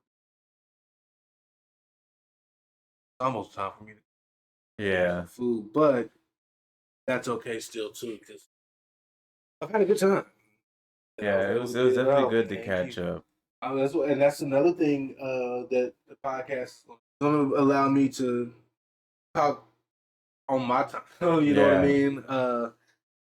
And like I said, even if it's just 2 hours of my time or however long, it'll be good to be able to not necessarily just not lie on this moment out. I think that's the one really thing I'll take away from like streaming is the fact that I allowed myself to be um I don't know, just like give myself my time and like be firm about it, you know, like I'm not letting anything push me off of the fact that like I want to do this because I would always be kind of open minded to you know like I want to do something. Oh, somebody else wants to do this or that. Oh, okay, I can push mine aside. I'm done pushing myself to the side. Like I want to be able to complete things. I want to, you know, Ooh, let me tell you. Yes, completion. yeah, I want to be able to like, but a lot of that, what I've been dealing with, is like my body basically yeah. leading me to take care of myself. I look forward to it because if I can stop eating these candy bars, I'm gonna be a section. That's why I brought him in here. Shut the door. Lock it. She even sent me a text. Said no more locked doors. No, I'm locking it. Like that's the one thing I like. Anyway, that's the one thing. Yeah, I don't. I have to figure it out. That's the one thing I liked about that too. Is like I can lock doors around here because the doors that we had, they were those old knobs. Like they were kind of round, and the neck of them were very slim. Oh yeah, So yeah, I yeah. didn't know if we could actually like out just change them out, put locks on them. I was like, So yeah, no, we got locks on the doors, fan in the restroom. I've got my own space to shut the door, so I'm not bothered. Finish up and be I think what she's wanting to do is plant those trees out there. So we got a apple tree, a pear tree, and a peach. okay. And like I guess the best way for them to grow is that you set them with other like they have to be close so they can kind of what's the word, fruit one or the other for better Pollinate food. basically. Yeah, there you go. Yeah, that is the exact term I was looking for. Pollinate. Man, that's that produce, man. Go ahead, get on Dude, produce. like no, I like love working in produce, the man. news. I've been like really looking into it about the food and stuff, and Now I seen that post that you did, and it's ugly. yeah, Like I'm gonna have to start. I don't want to be dependent on Dillon's or a Walmart because I ever. hate having to you know buy all this stuff, and then like you got to worry about whether or not it's clean or not, and then like things go bad. It's like I'd like to be able to grow our own stuff, and just have it in the backyard instead of having to go to the store for that kind of thing. Because eventually, I want to wean myself off of actually eating the meat that's been provided by produce and stuff. Yeah. Yep. I'm done I doing it. I want to do the same. I think a lot of Americans are kind of starting to see how bad it is. Yeah. But that was your the oatmeal post that you shared. Wasn't that you? It was all the stuff that was in the Quaker oatmeal in Europe versus over here. That wasn't you? No, I think one to that one Mm. was that great value. A lot of their food products have fish in it. Mm. That one was you. Yep. I remember seeing that. Yeah. Uh, May contain tilapia. and tilapia is fake as hell. Yeah. So, mm, It just really put me on to like reading the labels. We should have been in the first place, but like, we as time information gets lost and it's a limit of accountability that you can yeah, take for that, man. Like people shouldn't have been ever, like you know. But like you were saying earlier, my body's been telling me to stop eating certain things. Like I'm actually fully listening to my spirit, to my soul, to my body. yep. And like so eventually I'm gonna really be off of because I like when we have sweets in the house, I'm every like once a night, like candy a few times a day, and like I'll fluctuate my Man, weight, my body will bloat, and then I'll go back down. wait till Um, Halloween. Daycare ladies stay having candy all the time. I'm man, look, you show me some. I'm a sucker for sweets and Me junk too. food, man. Oh, me too. It's bad. Bad. But I want to be off of that, and I'm actually gonna get to a point to where like I understand that I don't need a whole lot to eat in a day. Mhm. I'm probably just gonna eat like once. I don't need to eat a lot. Yeah. Because what I've come to realize about my body, and I think other people, we need less eat because like this, like the way we've eaten like as people, we've eaten so much that there's just a lot in there, and like Yep. there's a lot of bile and waste just sitting in there. That's why Yep. like very unhealthy. So deworm, eat less, just eat to for the nutrition, not for the flavor, not for the enjoyment of being full. Eat what you need, and because I've started to understand when I know I could stop when I actually feel it hit my stomach. Like inside, I can feel the Hmm. food hit, and I'm like, okay, I should stop. I overeat and I get that immobilized feeling. It's like I just hate it. yeah, man. It's like though you should not be uh That's like in, another reason why I wanted to really get better about eating because I'd sit there and eat, and I'd be like, oh, I still got room, and like the food would be so good. I'm like, okay, I can keep going. Midway through like a second plate, I'm like, I should have did that, yeah, but I force myself yeah, to finish it because I don't want to waste the food. yeah, yep, And yeah, nah, I yep, gotta like you eat your food, drink water, let it expand, and then go, and then you should be good. yep. That is a 100% thing. Um, but it's a hard transition. Excuse me. For me, it's been super hard, but literally the best first step is just to be conscious. Even if you are doing it every day, still, like you know what you're doing, and you're gonna start feeling bad for screwing yourself up at least. Oh Eventually, yeah, like you know what I mean. oh So yeah. go ahead, eat that Twinkie, and then remember here in the next few weeks, like that's the way you gotta learn. But me so far, it's been like it ain't gonna kill you, but until it do, at least you try, kind of. Yeah, You know what I mean? I But think for me, I'm achieving a certain goal spiritually, okay, and physically. Like okay. I'm reaching for what we believe to be inhuman possibilities.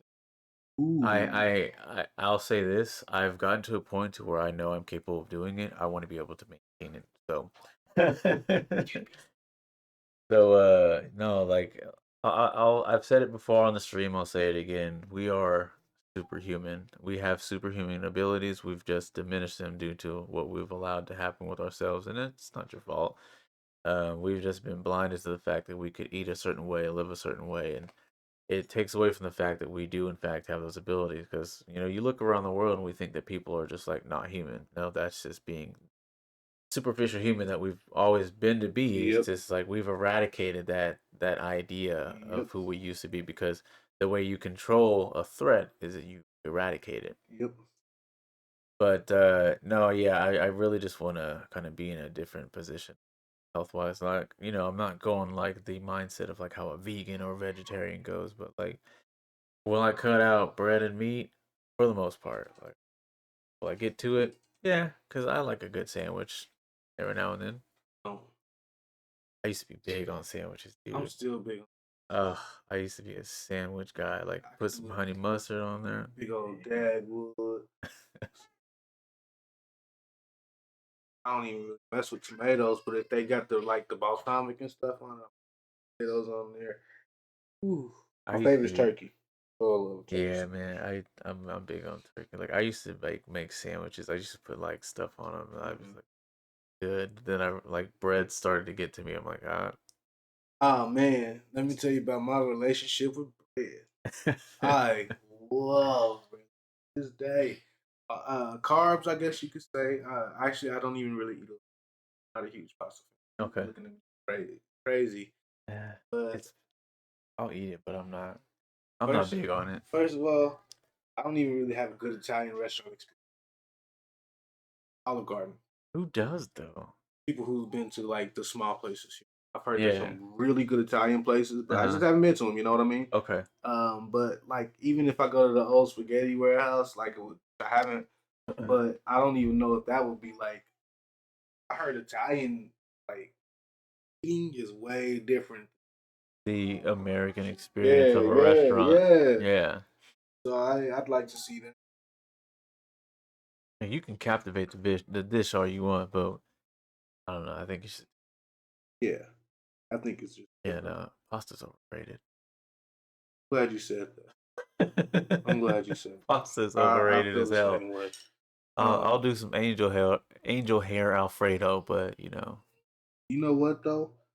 Honestly, I like the idea of pasta. I don't like it in the serving sizes that so much. yeah, no, dude, that's And what I'm saying. Like here in America, like they'll dump your plate with noodles and sauce and stuff. mm, But if you look at how big they are, from what I've seen in like and like on TV and stuff, like mm, reality TV, or like when they go, like people take trips all across the world and they try different cuisines of different cultures. yeah, yeah, The yeah, portion sizes are moderate, yeah. like they're not huge, and there's not like a dump of oil all over it and everything. Like Oh, go restaurants ahead, give me here that they dump just of like oil. oil it like crazy. Like somebody was back there and they were just like super soaked with oil. Oh my god, more oil, more oil, and it's like it comes out and you turn your plate and it's just like, zzz. Oh my gosh. You and that oil bottle got a little got a little hasty, did you? More oil. I've been just like behind the scenes of your favorite. No. Oh, That pasta and plate taking it like I don't want no trouble. please, please. That should be the tagline. No. But that's hilarious. But no, I don't know. I would like to. I haven't been out to eat. I'd like to try some. I kind of hate it. I kind of hate it. Yeah. Because like the way I mean just the way everything is now, like you have to kind of hope for a good server. I've worked in the service industry for most of my working life since I was 17, and I have this idea how Yep. how it's supposed to be, Yep. because if you're an outstanding service person, you kind of know how it should be. So you're just kind of like judging the next service person, but then you know how it goes, so you kind of Yep. keep your judging to yourself. My sister used to work the same thing. Like even going to the restaurant with her now. I'm talking this. Yeah. I mean, she's still. Uh, This is what it's supposed to be like. Da, da, da, da. yeah, And it's she, instilled in you. yeah, she can be kind of critical as a tip. I mean, as a no, she's not a critical tipper. She's critical on her service, but Yeah. that's kind of what that does. You know what I Yeah. mean? It's like, hey, y'all go ahead and do y'all thing. Right. Yeah. So, like I think with our most recent experiences, like we'll see the server, like they're kind of young and they're just like, you see them walk by and it's like, hey, you haven't looked at any of your tables. You're just kind of walking by doing one by one. I. And so like we have kids and like they're running out of like something to drink, or like Mm-hmm. it's nice to know that you have a server come by and be like, hey, you guys doing all right? Every Mm-hmm. like don't bombard us every 5 minutes, but it's been But like 20 they minutes and we and haven't seen it's you. hard for it seems like for people to get that gray area. Because like they serve with their eyes, not with their presence. Ooh, talk to them. So I like that. I like Clinic what I right just here. say. Yeah. Mm-hmm. So when you serve with your eyes, not with your presence, you're not telling your customers that you're aware that they're eating, and you're not giving them the experience. So you're just like, oh, they're good. Like Yeah. There's 4 people at the table. 3 of them still have glasses half full. One is empty. They're good. No, you need to hit that table and be like, "Hey, top offs. Hey, you want another one? I see that you're low." Like you're supposed to hit them at least every 5 to 7 minutes, but every 10 to 15. That's just As well. that's why your tip is low. And it's like I see some people they'll complain about getting low tips or like the whole circulation of the service industry. It's like, oh, people don't tip at all or people tip low. Well, in my opinion, I think some of you guys who are serving can do a way better job. And trust me, I've worked with a bunch of people who serve and bartend, and not one of them deserves a $20 tip that they thought that they should get. And that's just me being honest because especially if I'm doing half your job and you're there just like smile and be a pretty face. I'm glad somebody from the said it. I am a damn good tipper. Okay, I won't even say damn good tipper. I am a damn. Yeah. I when I go to the bar, I tip for every order that I do. You know what I mean? Yeah. Um, I got in a fight with a bar. I didn't get into a physical fight, but it was a bartender that tried to cheat us out of money, and Ooh. I was gonna tell my buddy that not to worry about it because I was gonna give it to her anyway. You know what I Yeah. mean? But No, when it I happens, broke it's my like, no, we're gonna go house. ahead and reverse that. See, uh, and I like yeah, it's like here, man. I know I was saying that like there's actually a few people that I've worked with who are very outstanding servers and bartenders, but like I'm thinking in a general sense, there's a lot of people who went for they're really like attentive to their friends or attentive to regulars because they know they tip well. But then Mm-hmm. like you're mistreating this customer who's like their first or second time or their fourth time and like, oh, they only tip $3. I used to That work at that mindset place. that mindset is just Always. like, oh, they only tip $3. They're okay. Like, no, like treat them as if they're tipping 10, 15, $20. Like, don't sit there and pay attention to the number. Pay attention to the fact that they came here. Like, especially if they want you, like give them that experience. The Cause sad part about it, that bartender, him had hella we yeah, sat at the same table and taking shots together and stuff. yeah, She didn't. I don't expect you to remember. I'm not doing it say, oh, you don't remember me. But if I don't even look kind of familiar, but you know what I mean, yeah, that says a lot about your character. right. You know, You're it's not just paying attention to the face. You're paying attention to the no, dollar amount. because like I said, it would have been that much more in for her. You know what I mean? Right. But now I'm paying with a card every you know what I mean? I don't care. Like I'm not even mad at you for what happened. Sure, I don't have to. I ran into the same person before. Yeah. Using a card when I my stuff back. Yeah. You know what I mean? Uh-huh. Like tip you like that no more. You That's know what I even mean? scarier too because sometimes people hold like how like business like restaurants and bars and stuff like they have a system where you can go back and add or remove a tip like so like when you're uh, because the bank is waiting for them to process the payment right. so like yeah if they haven't pushed the payment through or if the system they're using the POS hasn't pushed the payment through to process it they'll go back and change the tip. That's changing that time. I wish. So I'm like yeah. Man.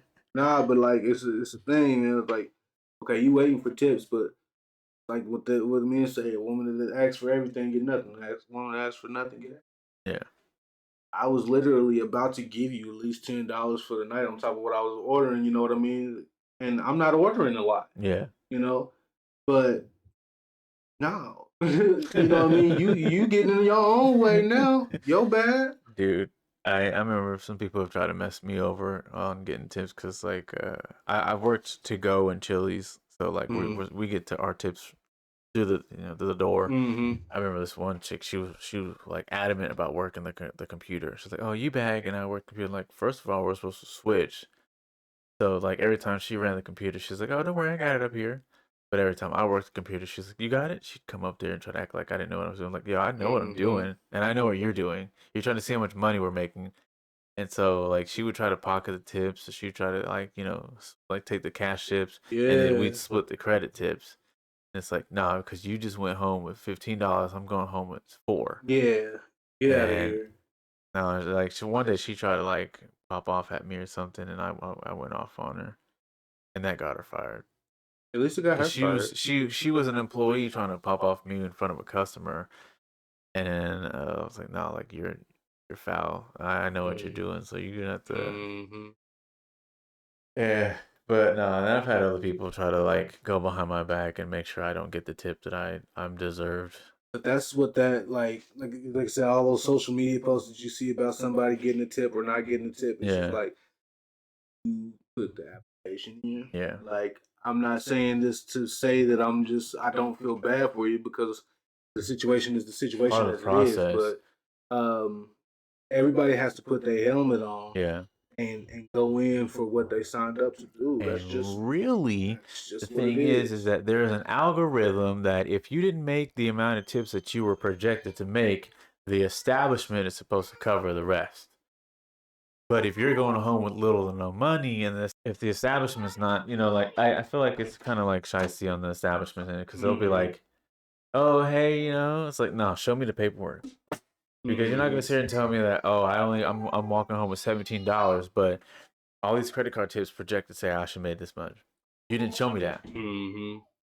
Because like when you as a server, I think you remember like when you go to print out that receipt at the end of the shift, and you got to get all the credit cards together. I didn't work in there long enough, but I couldn't imagine having to go through that so you can share it Yeah, and all and that it's kind of so stuff. weird It's because wild. the algorithm's kind of messed up I because hate like tip they're like, sharing. oh, so we project that with the credit card tips that you made, you also made this much in cash. Like, no, you can't do that. Yeah. You can't sit here and project it because Yeah. that's not how it goes. People bring in card more than they do cash, so you can't say I made $30 out of credit card tips because it's all right there, Right. recorded. I should have made at least 15 out of cash. No, that's not how it's supposed to work. Just pay the people.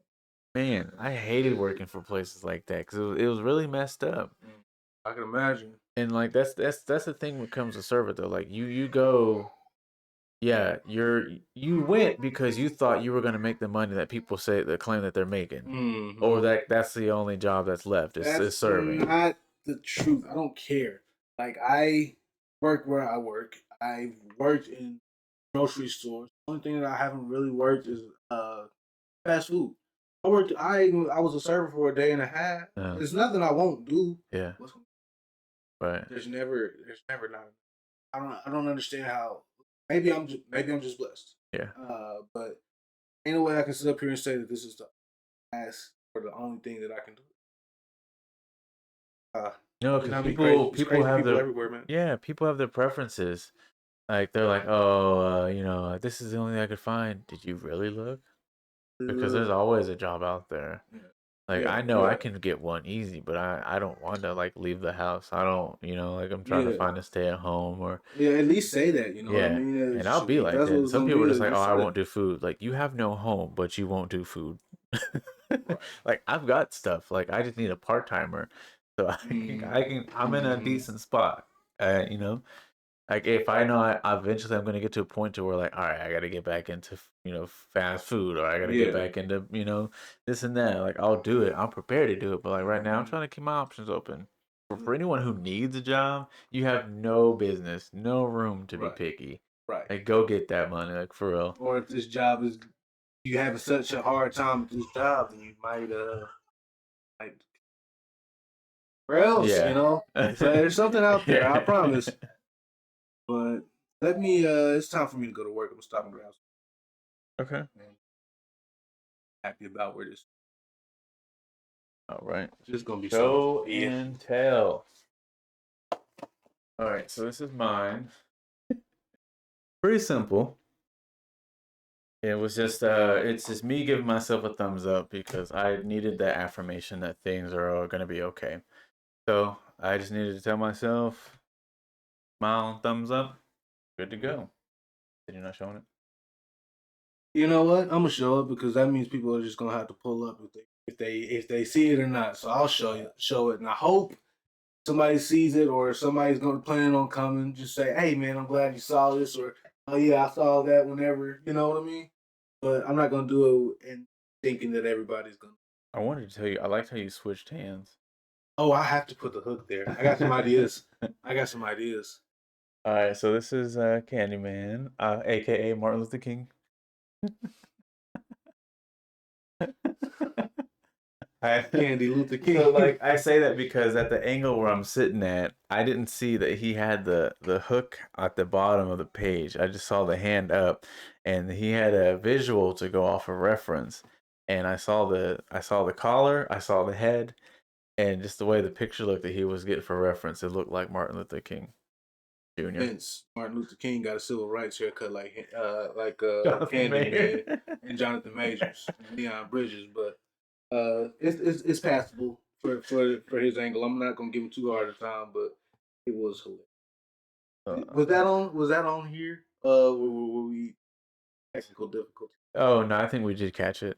Yeah, so I honestly I'll have to mash the videos together and edit it out. But thank you for stopping in to view what we had going on. I'll be back on schedule from this point on. I've got everything up and taken care of, so didn't have any issues. I will be doing BAFSAF tomorrow at 6 p.m. It'll just be me. We'll get to talking about our spooky subject for the month. Anything ghosts, ghouls, goblins, wolves, vampires, anything related. Aliens, UFOs, even paranormal that way. Like we'll talk about it. We'll just keep it open for the month. Right? Thanks for coming over. Thanks for having me. See y'all next time. I'm gonna go to work. I'm still trying to sketch, which this is a good thing because I wasn't feeling it for a while. I got one more. I'm not gonna do live, but I got one more picture that I've been working on, which I said I was doing 2 strokes and saying it sucks and throwing it out type of stuff. But I'm gonna finish it for myself and for you. It really does look like Martin Luther King. He's like, I have a dream and a hook. I don't need no hook for this beat. No. Let me stop. Again, you can find us on the socials. You can find us at the MyCam social page on Facebook. You can also find Trae at his online handle up Brother there. Gresh Visuals for Facebook and Brother Gresh _ between for Instagram. And then again, you can find him at the art. Well, what's an art? What? What'd you call that? Well, let me figure it out. Art gallery. Yes, Gallery Palooza. Yeah, there it is. Gallery Place Palooza, Sunday, October 22nd, noon to 4. I will be at the Exploration Gallery Place, Art Hub #1. Sure you check out Art Hub #2 at the Keeper Gallery Place as well. Both of them have a lot of potential, a lot of pretty setups. So pull up on me. Get your walking shoes on and get your art eyes on. Because I'm gonna be out there posting. And make sure to check the weather.